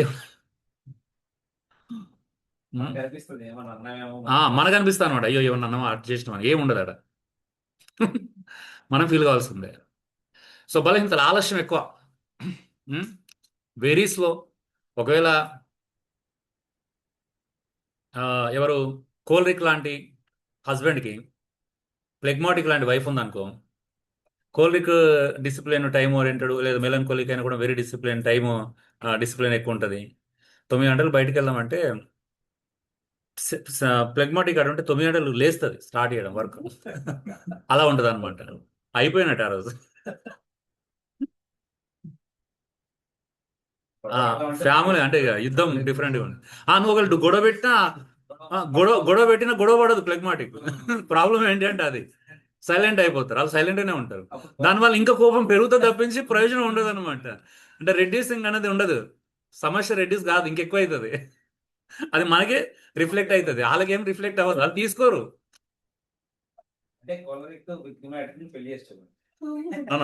నాట్ లైక్ దట్. అంటే ఎవరిని చేసుకోవాలని చాలా ఇంపార్టెంట్. కొన్ని ప్రాబ్లమ్స్ వాళ్ళకి పడదు, కానీ ఇంకో పర్సనాలిటీ చేసుకోవచ్చు కదా. ఒక్కొక్క ఏజ్ గ్రూప్ లో వీళ్ళు అవడం జరగదు జరగదు కానీ అంటే బ్లెండెడ్ పర్సనాలిటీస్ ఉంటాయి. బ్లెండెడ్ పర్సనాలిటీస్ మనం చూడొచ్చు. కోర్ క్లాస్ పర్సనాలిటీస్ 4 ఉంటాయండి. ఈ 4 పర్సనాలిటీ యొక్క బ్లెండెడ్ పర్సనాలిటీ 12 పర్సనాలిటీస్ ఉంటాయి. Total 16 personalities. ఓకే, 12 బ్లెండెడ్ ఉంటాయి అనమాట. అంటే సగం కోల్రిక్ ఉండొచ్చు, సగం శాంగ్ ఉండొచ్చు అనమాట. అప్పుడు సగం శాంగ్ ఉండి సగం కోల్ ఉంటే శాంగ్ కోల్ అంటారు ఆ పర్సనాలిటీ పేరు. Okay, sang cor, sang mel, sang phleg ఇట్లా ఉంటుంది. మళ్ళీ రివర్స్ అంటే ఒకవేళ కోర్ ఎక్కువ ఉండి శాంగ్ తక్కువ ఉంటే కోర్ శాంగ్ అంటారు. కోర్ ఎక్కువ ఉండి మెల్ తక్కువ ఉంటే కోర్ మెల్ అంటారు. అట్లా 12 బ్లెండెడ్ పర్సనాలిటీస్ ఉంటాయి. సో బ్లెండెడ్ పర్సనాలిటీస్ వల్ల మంచి జరుగుతుంది. బ్లెండెడ్ పర్సనాలిటీ మరొక బ్లెండెడ్ పర్సనాలిటీ వివాహం చేసుకున్న సమస్యలు ఎక్కువగా ఉండవు, ఎందుకంటే బ్లెండెడ్ కాబట్టి ఆల్రెడీ బ్యాలెన్స్డ్గా ఉంటుంది, బ్లెండ్ అవుతుంది కొద్దిగా. ఓకే, సో బ్లెండెడ్ కాబట్టి కొద్దిగా ఉంటుంది. ఇక్కడ ప్రాబ్లం ఏంటి అంటే ఇద్దరు ఎక్స్ట్రావర్డ్స్ పెళ్లి చేసుకున్నారు అనుకో, ఇద్దరు అధికారం కోసమే పోరాటం చేస్తారు. ఇద్దరు ప్లెగ్మాటిక్ అయ్యారు అనుకో సైలెంట్గా ఉంటారు. అంటే ఇద్దరు ఎక్స్ట్రావర్డ్స్ అయినారు అనుకో ఇల్లంతా ఎప్పుడు సర్కస్ లాగా ఉంటుంది. అంటే చుట్టుపక్కల వాళ్ళకి ఎంటర్టైన్మెంట్ దొరుకుతుంది. సో ఇద్దరు ఇంట్రోవర్ట్స్ అయింది అనుకో జూ లాగా ఉంటుంది అనమాట. అసలు మనుషులు ఉన్నారా లేరా అని డౌట్ వస్తుంది చుట్టుపక్కల వాళ్ళకి. అలా ఉంటుంది, బాగుంటుంది. అంటే 2 బాగానే ఉంటాయి. ఓకే, ఇంకొంచెం డీప్గా వెళ్దాం. శాంగ్యూన్ యొక్క స్ట్రెంగ్స్. ప్రతి పర్సనాలిటీకి 4 స్ట్రెంగ్స్ ఉంటాయి, 4 వీక్నెస్ ఉంటాయి. మ్యాండేటరీ 100% మీరు ఇగ్నోర్ చేయాలని విషయాలు అనమాట. ఓకే, ఇగ్నోర్ చేయలేని points. Okay, popular sanguine. Actually personality మీరు ఈజీగా గుర్తుపెట్టుకోవాలంటే ఇలా గుర్తుపెట్టుకోవచ్చు. నెంబర్ 1 ఏంటంటే popular sanguine. 2 personality powerful choleric అనమాట. అంటే లీడర్షిప్ క్వాలిటీస్ అద్భుతంగా ఉంటాయి. 3rd పర్సనాలిటీ ఏంటంటే పర్ఫెక్ట్ మెలంకోలీ. 4th పర్సనాలిటీ ఏంటంటే పీస్ఫుల్ ప్లెగ్మాటిక్. చూడండి 4 పీలతో గుర్తుపెట్టుకోండి: పాపులర్, పవర్ఫుల్, పర్ఫెక్ట్, పీస్ఫుల్. అందుకే చూడండి ఆ శాంగ్యూన్స్ ఉన్న చోట జనాలను తొందరగా అట్రాక్ట్ చేసుకుంటాడు, అందుకని పాపులర్ పర్సనాలిటీ అవుతాడు. కోల్రిక్ ఉంటే లీడర్షిప్ క్వాలిటీస్ ఎక్కువ ఉంటాయి. అంటే ప్రజలు డ్రైవ్ చేయడంలో చాలా ఫాస్ట్ ఉంటాడు. నిర్ణయాలు తీసుకోవడం, ఇమ్మీడియట్గా నిర్ణయాలు తీసుకోవడం, ప్రజలు పోర్చడం చాలా అద్భుతంగా ఉంటుంది. అంటే చూడండి, ఇప్పుడు నలుగురిని ఒక మిషన్ మీద పంపిస్తే ఎలా ఉంటుందో ఒకసారి ఊహించండి. ఒక ఆర్మీ మిషన్ ఉందనుకో, లీడర్షిప్ లేదనుకో ఏం చేస్తాం? ఏం చేయలేం. ఇప్పుడు అనలైజర్, మిస్టర్ పర్ఫెక్ట్ ఎవరు? థింకర్.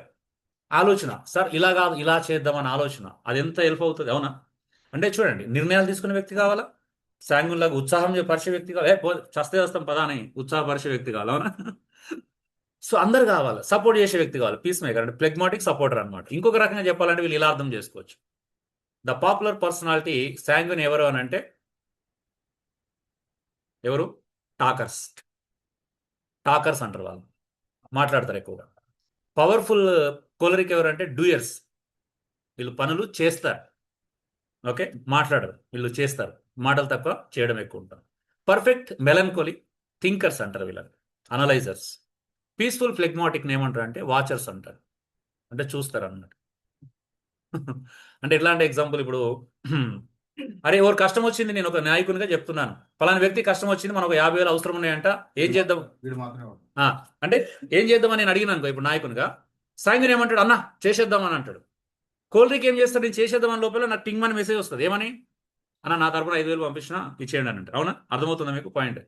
మెలంకోలిక్ ఏమనంటే అంటే ఒక 2 నిమిషాలు ఆలోచిస్తాడు, అది జెన్యున్ అవునా కాదా? కాదు అని కాదు, అవునా కాదా? అవునైతే త్యాగం చేసుకొని అని ఇస్తాడు మెలంకోలిక్. అక్కడ ప్లెగ్మాటిక్ ఉన్నాడు అనుకో, వీళ్ళందరూ ఏం చేస్తారు, నాకు సంబంధం లేదనుకుంటాడు యాక్చువల్ ఫస్ట్ థింగ్. నేను ధైర్యంగా చెప్తున్నాను, నాది 20 సంవత్సరాల పరిశోధన, 20 సంవత్సరాల పరిశోధన ఇప్పుడు మీకు చెప్పేది. అఫ్ కోర్స్ బుక్ ఈవెన్ చూపించాను కదా, మీకు మళ్ళీ రిక్వెస్ట్ చేస్తున్నాను, ఎక్కడ కనిపించినా కళ్ళు మూసుకొని తీసుకోండి. Spirit control temperament, Tim LaHaye. Introduction excellent గా ఉంది. చూసారా? ఇంట్రడక్షన్. మొన్న పీడిఎఫ్ పెట్టాడు కదా, పేపర్. ఏం పుస్తకం తెలుసా నా లైఫ్ లో, నేను ఒక టచ్ అంటే అంతా మిస్టేక్స్ ఉన్నాయి. మిస్టేక్స్ ఉంటాయి. మీకు ఒక విషయం చెప్తున్నాను, నేను ఒక టచ్ మీ నాట్ పర్సనాలిటీ అన్నా, ఈ రోజు ఇక్కడ దేవుడు తీసుకొచ్చిండంటే అది మామూలు విషయం కాదు, నిజంగా చెప్తాను. టచ్ మీ నాట్, నేను అసలు ముట్టుకుంటే ముడుచుకునే స్వభావం. ఈరోజు ఎన్ని భరించగలుగుతున్నాను, ఎన్ని ఓర్చుకోగలుగుతున్నాను. నేను 20 years నుంచి స్టడీ చేసిన తర్వాత, ఈ పుస్తకం చదివిన తర్వాత నాకు ఎంత హెల్ప్ అయింది అని అంటే, దీన్ని కూడా చదువుతున్నాడు. అది పెద్ద పుస్తకం మళ్ళీ, గైడ్. అది గైడ్, క్వశ్చన్ బ్యాంక్. అది లైఫ్ లో పెద్ద అచీవ్మెంట్ ఎవరికైనా, నాకు ఒక్కనికే కాదు, అవునా?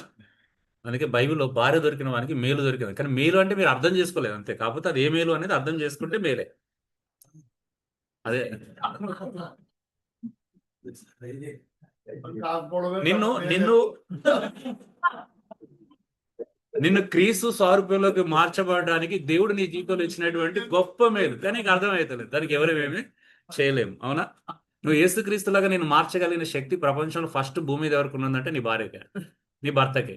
అక్కడ నువ్వు స్టార్ట్ అయినావు అనుకో నీ జర్నీ, నువ్వు ఈజీగా యేసుక్రీస్తులాగా మారుతావు. కానీ మారడానికి ఇష్టపడతావు, దట్స్ ద ప్రాబ్లం ఇక్కడ.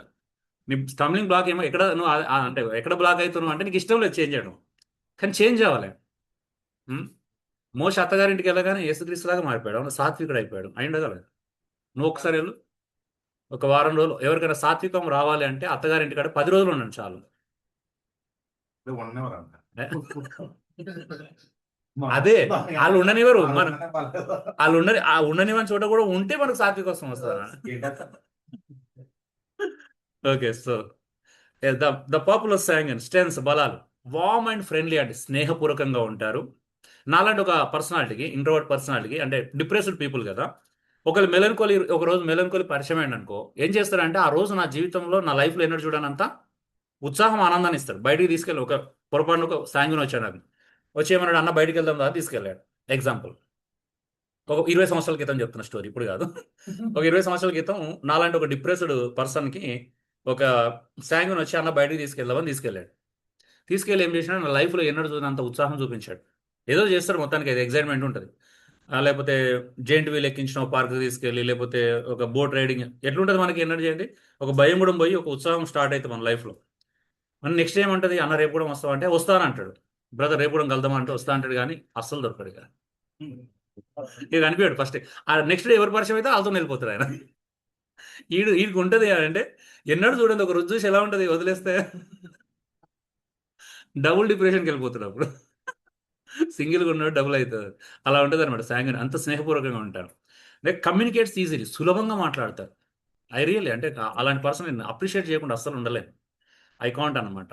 సో అలా అంటే వాళ్ళు ఎంత ఈజీగా మాట్లాడతారు తెలుసా. నాకు అసలు ఎంత కొత్త పాత అనే తేడా లేదు. సాంగురు ఒక వ్యక్తితో మీరు మాట్లాడడం చూస్తే ఏమనిపిస్తుంది అంటే ఎప్పటి క్లోజ్ ఫ్రెండ్స్ అన్నట్టుగా ఉంటుంది. అంత పిక్చర్ కనిపిస్తుంది మీకు. ఉం? మన సహోదరుని చూడండి, ఇటు ఓపెన్ నేను అంటే అతను చూడండి, మీరు అతనితో ట్రైన్ జర్నీ చేయండి, లేకపోతే మీరు బస్ జర్నీ చేయండి, అందరితో కలిసిపోతాడు, మాట్లాడుతూనే ఉంటాడు. ఊరంతా చుట్టాలే. 2 తెలుగు రాష్ట్రాలు ఆయనకి చుట్టాలు లేని ఏరియా లేదు, ఇంక్లూడింగ్ టీసీలు. ఒకవేళ రోడ్డు మీద శాంగ్ నేను చెప్తున్నాను ఎంత ఫ్రెండ్లీగా ఉంటారంటే, ఇప్పుడు రెడ్ సిగ్నల్ పడింది, ఒక 30 సెకండ్స్ పడింది. ఆ 30 సెకండ్లో ఆ పక్కన ట్రాఫిక్ పోలీస్ చూస్తే పరిచయం చేసుకుంటాడు. అంత ఉంటుంది వాళ్ళకి. నిజంగా చెప్తున్నా, నాట్ ఏజ్ అవసరం ఆ 30 సెకండ్లు నెంబర్ కూడా ఎక్స్చేంజ్ చేసుకుంటారు ఒకరు, మనం గమనించకపోతే నెంబర్ కూడా తీసుకుంటారు. అంత ఫ్రెండ్లీగా ఉంటారు. నిజంగా అది ఎంత బలం చెప్పండి. అది సాధారణ విషయం కాదు.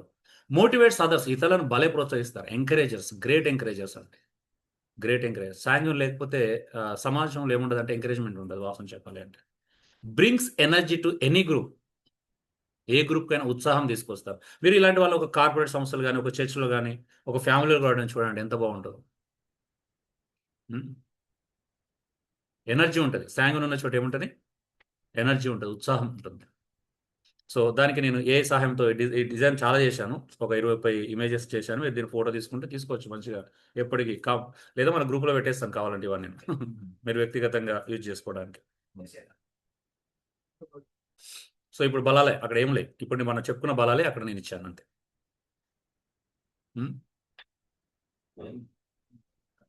సాయంత్రం ఎప్పుడు అలాగే ఉంటాడు.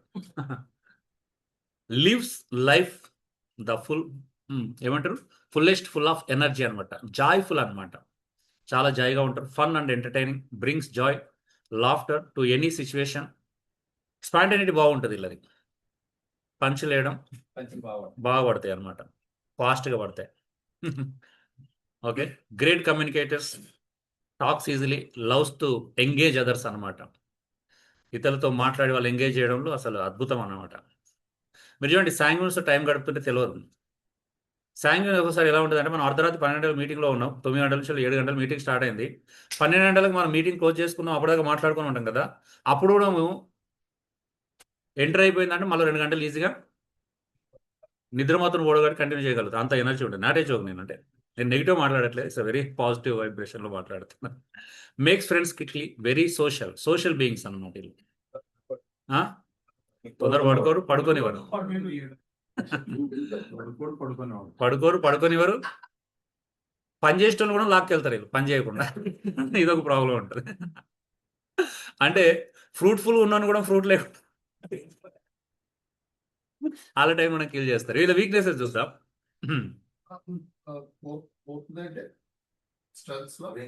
అనా ఫోర్త్ది, brings energy to any group.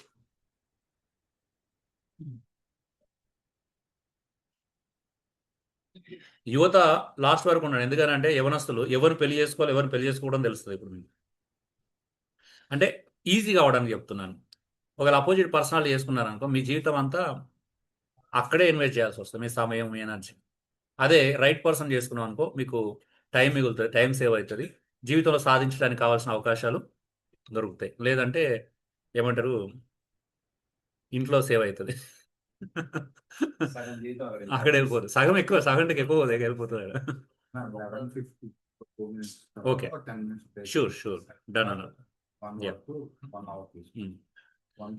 Okay, so మనం సాంగ్విన్ కంప్లీట్ అయిన తర్వాత, వీక్నెస్ కంప్లీట్ అయిన తర్వాత బ్రేక్ తీసుకోండి.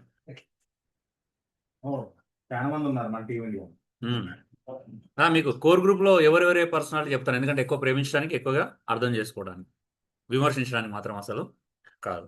ఓకే, పాయింట్అవుట్ చేయడానికి. ఒక వీక్నెసెస్, బలహీనతలు. ఇంపల్సివ్. ఫస్ట్ వీక్నెస్ ఏంటి తెలుసా? మేజర్ 4 వీక్నెస్ అని చెప్పాం కదా. ఫస్ట్ మేజర్ వీక్నెస్ అంటే ఇంపల్సివ్, ఆలోచించకుండా స్పందిస్తారంట. ఆకస్మిక ప్రభావం, అస్సలు ఆలోచించారు. ఫస్ట్ రియాక్ట్ అవుతారు. రియాక్ట్ అయిన తర్వాత ఒకవేళ మనం అన్న ఇట్లా ఇందులో ఈ లోపం ఉందంటే అప్పుడు ఆలోచిస్తారు. వీళ్ళు ఫస్ట్ ఏంటంటే అన్ని అయిపోయిన తర్వాత ఆలోచిస్తారు. ప్రీ ఉండదు అనమాట, అంత ప్రోనే. రెండోది ఈజీలీ డిస్ట్రాక్టెడ్, సులభంగా డిస్ట్రాక్ట్ అవుతారు, తేలికగా దృష్టి మళ్ళీపోతుంది. ఇప్పుడు ఒక కాన్సన్ట్రేషన్ వ్యక్తి ఫోన్ వచ్చి బయటికి రమ్మంటే ఈజీగా వెళ్ళిపోతారు, అంటే ఈజీగా డిస్ట్రాక్ట్ అవుతారు. సో ఫుల్ ఫ్లెడ్జ్డ్గా కాన్సన్ట్రేషన్ చేయడం చాలా కష్టం. మీకు తెలుసా, ఒక శాంగర్ని ఒక క్లాస్ రూమ్లో 8 గంటలు కూర్చోబెట్టడం హైలీ ఇంపార్టెంట్. 8 గంటలు కాదు, మీరు 6 గంటలు కూర్చోబెట్టండి. మీరు ఎన్నిసార్లు లేస్తారంటే వాళ్ళు లేచి అటు పోతారు ఇటు పోతారు, వాళ్ళకి ఏదైనా దొరకాలి, దొరకాలి. కాకపోతే ఫోన్ టిక్ అని అందనుకో, ఒకటి సాక్ అనమాట, ఒక రీజన్ దొరకాలి అంతే. వాళ్ళకి రీజన్ దొరికిందంటే ఈజీగా డిస్ట్రాక్ట్ అవుతారు. రీజన్ లేదంటే కొంచెం కష్టపడాల్సి వస్తుంది వాళ్ళకి. ఎప్పుడు వెయిట్ చేస్తారు అనమాట, రీజన్ కోసం వెయిట్ చేస్తారు, దానికోసం వెయిట్ చేస్తాను. మొన్న ఒక మీటింగ్ జరిగింది, సాయంత్రం అక్కడికి వచ్చారు. ఒక సాయంత్రం టీ బ్రేక్ ఇచ్చినాం అంతే. నేను అనుకున్నాను తీసుకురావద్దని, తప్పలేదు, లోకల్ చర్చ్, కనీసం అక్కడన్నా నేర్పించాలనుకున్నాను. టీ బ్రేక్ ఇచ్చినాము, సాయంత్రం మీటింగ్ అయిపోతే కనుక కనిపించలేదు. టీ బ్రేక్ లో బయటికి వెళ్ళి మళ్ళీ కనిపించలేదన్నా. నేను అప్పుడు 2-3 సార్లు అడుగుతున్నాను, వీళ్ళందరూ సాక్ష్యం, ఇక్కడ చాలా మంది ఉన్నారు, సురేష్ ఉన్నాడు, స్టీవెన్, వీళ్ళందరూ ఉన్నారు, ఫిలిప్ కూడా ఉన్నాడు, అందరు ఉన్నారు. అసలు వెళ్ళిపోయారంటే నేను అడిగాను ఎక్కడ ఉన్నారంటే ఎక్కడో బయట కూర్చున్నారు అన్నారు. సందు దొరకాలి అంతే. పిల్లి ఏడిచిందా. సంఘంలో కూడా 2 అవర్స్లో 4 సార్లు మా మా రూమ్లలోకి వెళ్ళి వస్తారు, 2 సార్లు వాష్రూమ్కి వెళ్ళి వస్తారు. ఆ గ్యాప్ అంటే ఏదో ఒకటి దొరకాలి రీజన్, అట్లా లేవాలి వెళ్ళిపోవాలి అంతే. అంటే కొంచెం ఏమంటారు, అల్లరి ఎక్కువ ఉంటుంది, డిస్టర్బెన్స్ ఎక్కువ ఉంటుంది. శాంగం ఉన్న చోట ఏముంటుంది, డిస్టర్బెన్స్ కూడా, అంటే మంచి ఫలభరితమైన ప్లేస్లో కూడా డిస్టర్బెన్స్ చేయగలుగుతారు ఈజీగా, అంత డిస్ట్రాక్ట్ అవుతారు. మూడోది ఎమోషనల్లీ డ్రివెన్ అనమాట, భావోద్వేగాల మీద నిర్ణయాలు తీసుకుంటారు, ఎమోషనల్ అవుతారు. ఇప్పుడు ఏదైనా చెప్పి నువ్వు సాంగం చెప్పు, ఆ, అంటే నువ్వు ఒక సాయంత్రానికి ఒక పని చెప్పు, ఈ బిజినెస్ చేస్తే ఇప్పుడు నువ్వు మస్తు ఉంటుంది అనుకో, చెప్పరు చేయరు, తెల్లారు సాయంత్రం స్టార్ట్ చేస్తారు, మనం షాక్ కావాలి, అరే ఎప్పుడు స్టార్ట్ చేసినావు ఇదని. అంత ఎమోషనల్గా డిసిజన్ మేక్ తీసుకుంటారు, నిర్ణయాలు తీసుకుంటారు అనమాట. ఇప్పుడు నా దగ్గర కూడా ఉన్నారు అట్లా, అరే ఎట్లా తొందరపడి ఎట్లా నిర్ణయం తీసుకున్నావు అని అంటే, పోనీ మరి అది రన్ అవుతుంది అంటే 2-3 రోజులకు క్లోజ్ అవుతుంది మరి. అంత అంత తొందరగా అనమాట, భావోద్వేగాల మీద ప్రాక్టికల్గా అస్సలు ఆలోచించారు. నేను అందుకే చూడండి, సాయంత్రం జీవితంలో కనీసం అప్పటికి చచ్చిపోయే 50 బిజినెస్ అని చేసి ఉంటారు, 50 పనులన్నీ చేస్తారు. కొత్త సెంచరీ కూడా కొడతారు, బ్యాట్లు లేపుతారు ఏదో ఒక సందర్భంలో. ఆ? నాలుగోది స్ట్రగుల్స్ విత్ డిసిప్లిన్, క్రమశిక్షణ లోపం అండి, అస్సలు ఉండదు క్రమశిక్షణ. కొద్దిగా నీట్ కూడా ఉండరు వీళ్ళు. అంటే శాంగం చూస్తేనే ఫన్నీ కనిపిస్తుంది, ఫన్నీయెస్ట్గా ఫన్నీ అది కనిపిస్తుంది. అంటే నీట్గా డ్రెస్ చేసుకోవడం, మంచిగా నీట్గా రెడీ అవ్వడం, ఇది కూడా పెద్దగా కాన్సన్ట్రేషన్ చేయరు వీళ్ళు. ఎందుకంటే వెళ్ళిపోతారు వాళ్ళు, పీపుల్ ఓరియంటెడ్ కాబట్టి ఈజీ గోయింగ్ ఉంటుంది. సో క్రమశిక్షణ అస్సలు ఉండదండి, డిసిప్లిన్ అస్సలు ఉండదు. So last conclusion, do not finish what they start, మొదలుపెట్టిన పని ఎప్పటికీ పూర్తి చేయరు. They are great starters but never finish. గొప్ప ప్రారంభికులు, పని మాత్రం అస్సలు ముగించారు. అయితే వాళ్ళు ప్రారంభించినప్పుడు ఏం కావాలి, అందులో ఎవడో కోరికో మెలన్ కోలికో ఉండడానికి చచ్చిపోయినట్టు దాన్ని జీవితాంతం కొనసాగిస్తారు. They act first and think later. సాంగనే బలహీనత ఏంటి అంటే, ముందు స్పందిస్తారు, మన ముందు చేస్తారు, తర్వాత ఎవరైనా చెప్తే ఆలోచిస్తారు, మరి చెప్పనంత వరకు ఆలోచన కూడా ఉండదు. Excitement controls decisions, not structures. వీళ్ళను ఉత్సాహం ఏం చేస్తారంటే వీళ్ళ నిర్ణయాలని ఆధీనంలో ఉంచుకుంటుంది. కాబట్టి వీళ్ళు ఏం చేస్తారంటే ఉత్సాహాన్ని ఆధారం చేసుకునే నిర్ణయాలు తీసుకుంటారు. భార్యనో పిల్లల్లో అంటే వేరే ప్రాక్టికల్ ఇష్యూస్ని బట్టి అస్సలు నిర్ణయాలు తీసుకోరు. ఒకవేళ ప్రాక్టికల్గా నిర్ణయం తీసుకుందాం అనుకున్నా కూడా ఫైనల్ మ్యాచ్లో ఏమవుతుందంటే ఉత్సాహమే వీళ్ళని నడిపిస్తుంది అనమాట. మీకు అంటే ఒక్కొక్క పర్సనల్ చెప్తే మీరు ఆశ్చర్యపోతారు. ఎగ్జాంపుల్ చెప్తున్నాను. ప్రతి పర్సనల్ ప్రేమలో పడవచ్చు కాలేజ్ టైంలో, కానీ నిర్ణయాలు తీసుకున్న దగ్గర ఒక్కొక్క పర్సనల్ ఒక తీరు ఉంటుంది. ఇప్పుడు ఎగ్జాంపుల్, కోల్రిక్ ప్రేమలో పడడానికి ఎగ్జాంపుల్ చెప్తున్నాను. కోల్రిక్ ప్రేమలో పడ్డాడు, అమ్మాయి ఇంకా మ్యారేజ్ చేసుకుందాం అనుకుంది, కానీ కోల్రిక్ ఏంటిది, టాస్క్ ఓరియంటెడ్.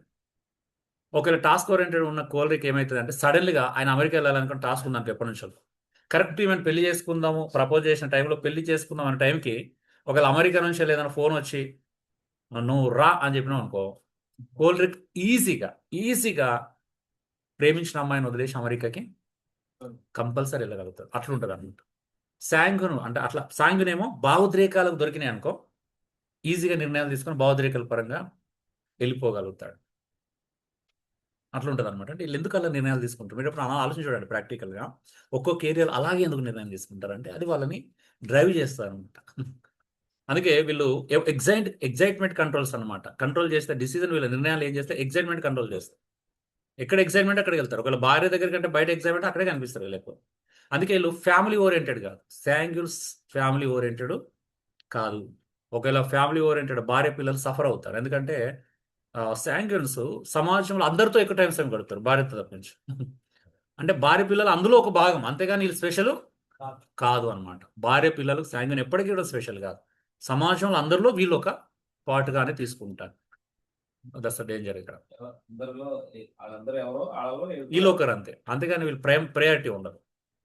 నాట్ స్ట్రక్చర్ అనమాట. ఇవాళ అనిపించింది రేపు మర్చిపోతాడు. ఉత్సాహం అతను నడిపిస్తుంది. ఈరోజు ఏమనిపించింది రేపు మర్చిపోతాడు. ఉత్సాహం నడిపిస్తుంది.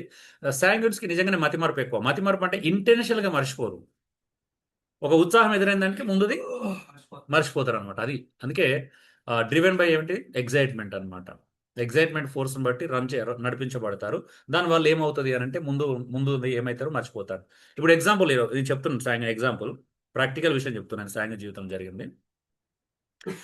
ఇది చెప్పి నేను బ్రేక్ తీసుకుందాం. ఏంటి అని అంటే పిల్లలకి ఫీజు కట్టాలా. ఒక చిట్టి లిఫ్ట్ చేశాడు ఆ రోజే. ఎవరికి? శాంగ్యుల్. 50,000 ఇప్పుడు స్కూల్లో కట్టాలా. భార్యకి చెప్పాడు, నేను లిఫ్ట్ చేసిన చిట్టి వచ్చింది, 50,000 నా దగ్గర ఉన్నాయి, అకౌంట్లో ఉన్నాయి, నేను రేపు మార్నింగ్ వెళ్ళి 10 o'clock స్కూల్ ఓపెన్ అయ్యేలోపు నేను వెళ్ళి కట్టేస్తాను, అందువేళ కట్టుకొని వెళ్ళిపోతాను అన్నాడు అనుకో. బయలుదేరాడు మార్నింగ్ స్కూల్కి అనే బయలుదేరుతున్నాడు. మధ్యలో ఎవరైనా కలిసిరు. మాట్లాడుతూ అన్న నాకు చాలా కష్టం ఉంది, అసలు ఇంట్లో తిండి కూడా లేదు, నాకు ప్రాబ్లం ఉంది అని అంటే ఏం చేస్తాడంటే ఫస్ట్ 50,000 ఇటు ఇచ్చేస్తాడు అంతే. That's a problem. అంటే ప్రాబ్లం ఏంటో తెలుసా? ఉత్సాహంతో ఇస్తాడు. వీళ్ళకినా గొప్ప ఎవరు సహాయం తీసుకున్నానికి, బట్ ఫ్యామిలీ ఘోరంగా సఫర్ అవుతారు అన్న. ఎన్ని ఫ్యామిలీ చూసినా తెలుసా నేను, మీకు ఒక కళ్ళతో చూపిస్తే కొట్టాలి అనిపిస్తాను తీసుకెళ్ళి. అంత సఫరింగ్ నేను చూసాను. అలా అనమాట. అంటే బయట ప్రజలకి అంత పీపుల్ ఓరియంటెడ్ కదా, అస్సలు ఆలోచించారు అనమాట. అరే మరి దీన్ని ఎలా నాకు వెనకాల ప్రయారిటీ కదా, అది చచ్చిపోయిన వాస్తవం చెప్పాలంటే అక్కడే కట్టాలి వాస్తవానికి, ఎంత కష్టం ఉంది. అవునా కదా? లేకపోతే ఇంకొక రకంగా దానికి సొల్యూషన్ వెతకాలి. కానీ దీనికి ఎలా సొల్యూషన్ ఇస్తావు? దిస్ యువర్ ఫస్ట్ ప్రయారిటీ కదా. అదే అనమాట. ఇట్లా చాలా జరుగుతాయి. అందుకే వీళ్ళు మీడియేటర్గా ఉండి అప్పులు ఎప్పించగలుగుతారు, అప్పులు ఎక్కువ ఈజీగా చేస్తారు ఇతరుల కోసం. అందుకే వీళ్ళకి ఏమైందంటే జీవితంలో అప్పులు కంటిన్యూ అవుతుంటాయి లైఫ్లో, వెంటాడుతూ ఉంటాయి అనమాట. అది డ్రాప్ అవ్వాలంటే చాలా కష్టం. నా భార్య కూడా తెలుసు, ఎంతమంది సైంటిస్ట్ని కౌన్సిలింగ్ చేస్తున్నప్పుడు పక్కల కోసం తీసుకొచ్చి అప్పులు చేసిస్తారు. వీళ్ళు సఫర్ అవుతారు, ఫ్యామిలీ సఫర్ అవుతుంటుంది.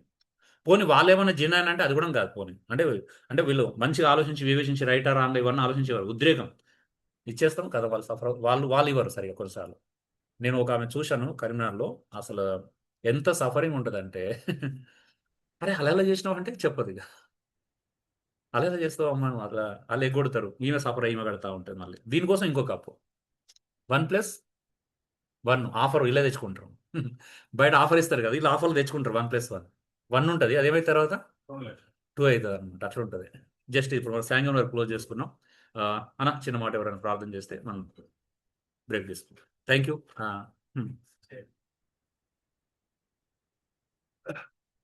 కృంగుల తండ్రి, కృంగుల రక్షణ, మీకు వందనాలు, స్తోత్రాలు. మీకు మొదట ఒకసారి ప్రభా మరి ఏం కొంత అక్కడ మీరు ఇంట్లో కలుసుకునే కృపను మీరు ఇచ్చారు ఆయన. మరి ఎక్కువ మేము నేర్చుకున్న విషయాలను బట్టి వందనాలు ఆయన. నిజంగా ప్రభా మా క్యారెక్టర్స్ ని, మా పర్సనాలిటీస్ ని మేము ఆయన అర్థం చేసుకోవడానికి ఆయన మీ సహాయం దయచేయండి.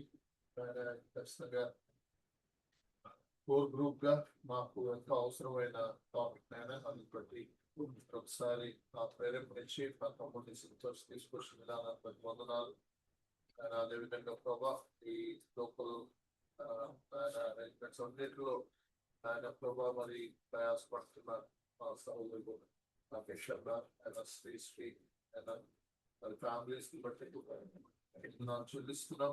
ఒకసారి మేమందరం ప్రభా 2 రోజులు ఈరోజు నుంచి రేపటి సాయంత్రం వరకు ప్రభా మరి ఆయన ఒకరికొకరు ఆయన తండ్రి దీవెనకరంగా ఆశీర్వాదకరంగా సహాయం ఇచ్చేయమని ఖచ్చితంగా ప్రభా ఇక్కడ నుంచి నేను మంచి ఆ, అవగాహనతో ప్రభావ పెట్టడానికి మాలో ఉన్న లోపాలు మాలో ఉన్న బలహీనతలు మేము అర్థం చేసుకుని సరి చేసుకోగలిగే కుటుంబం మాకు దయచేయండి.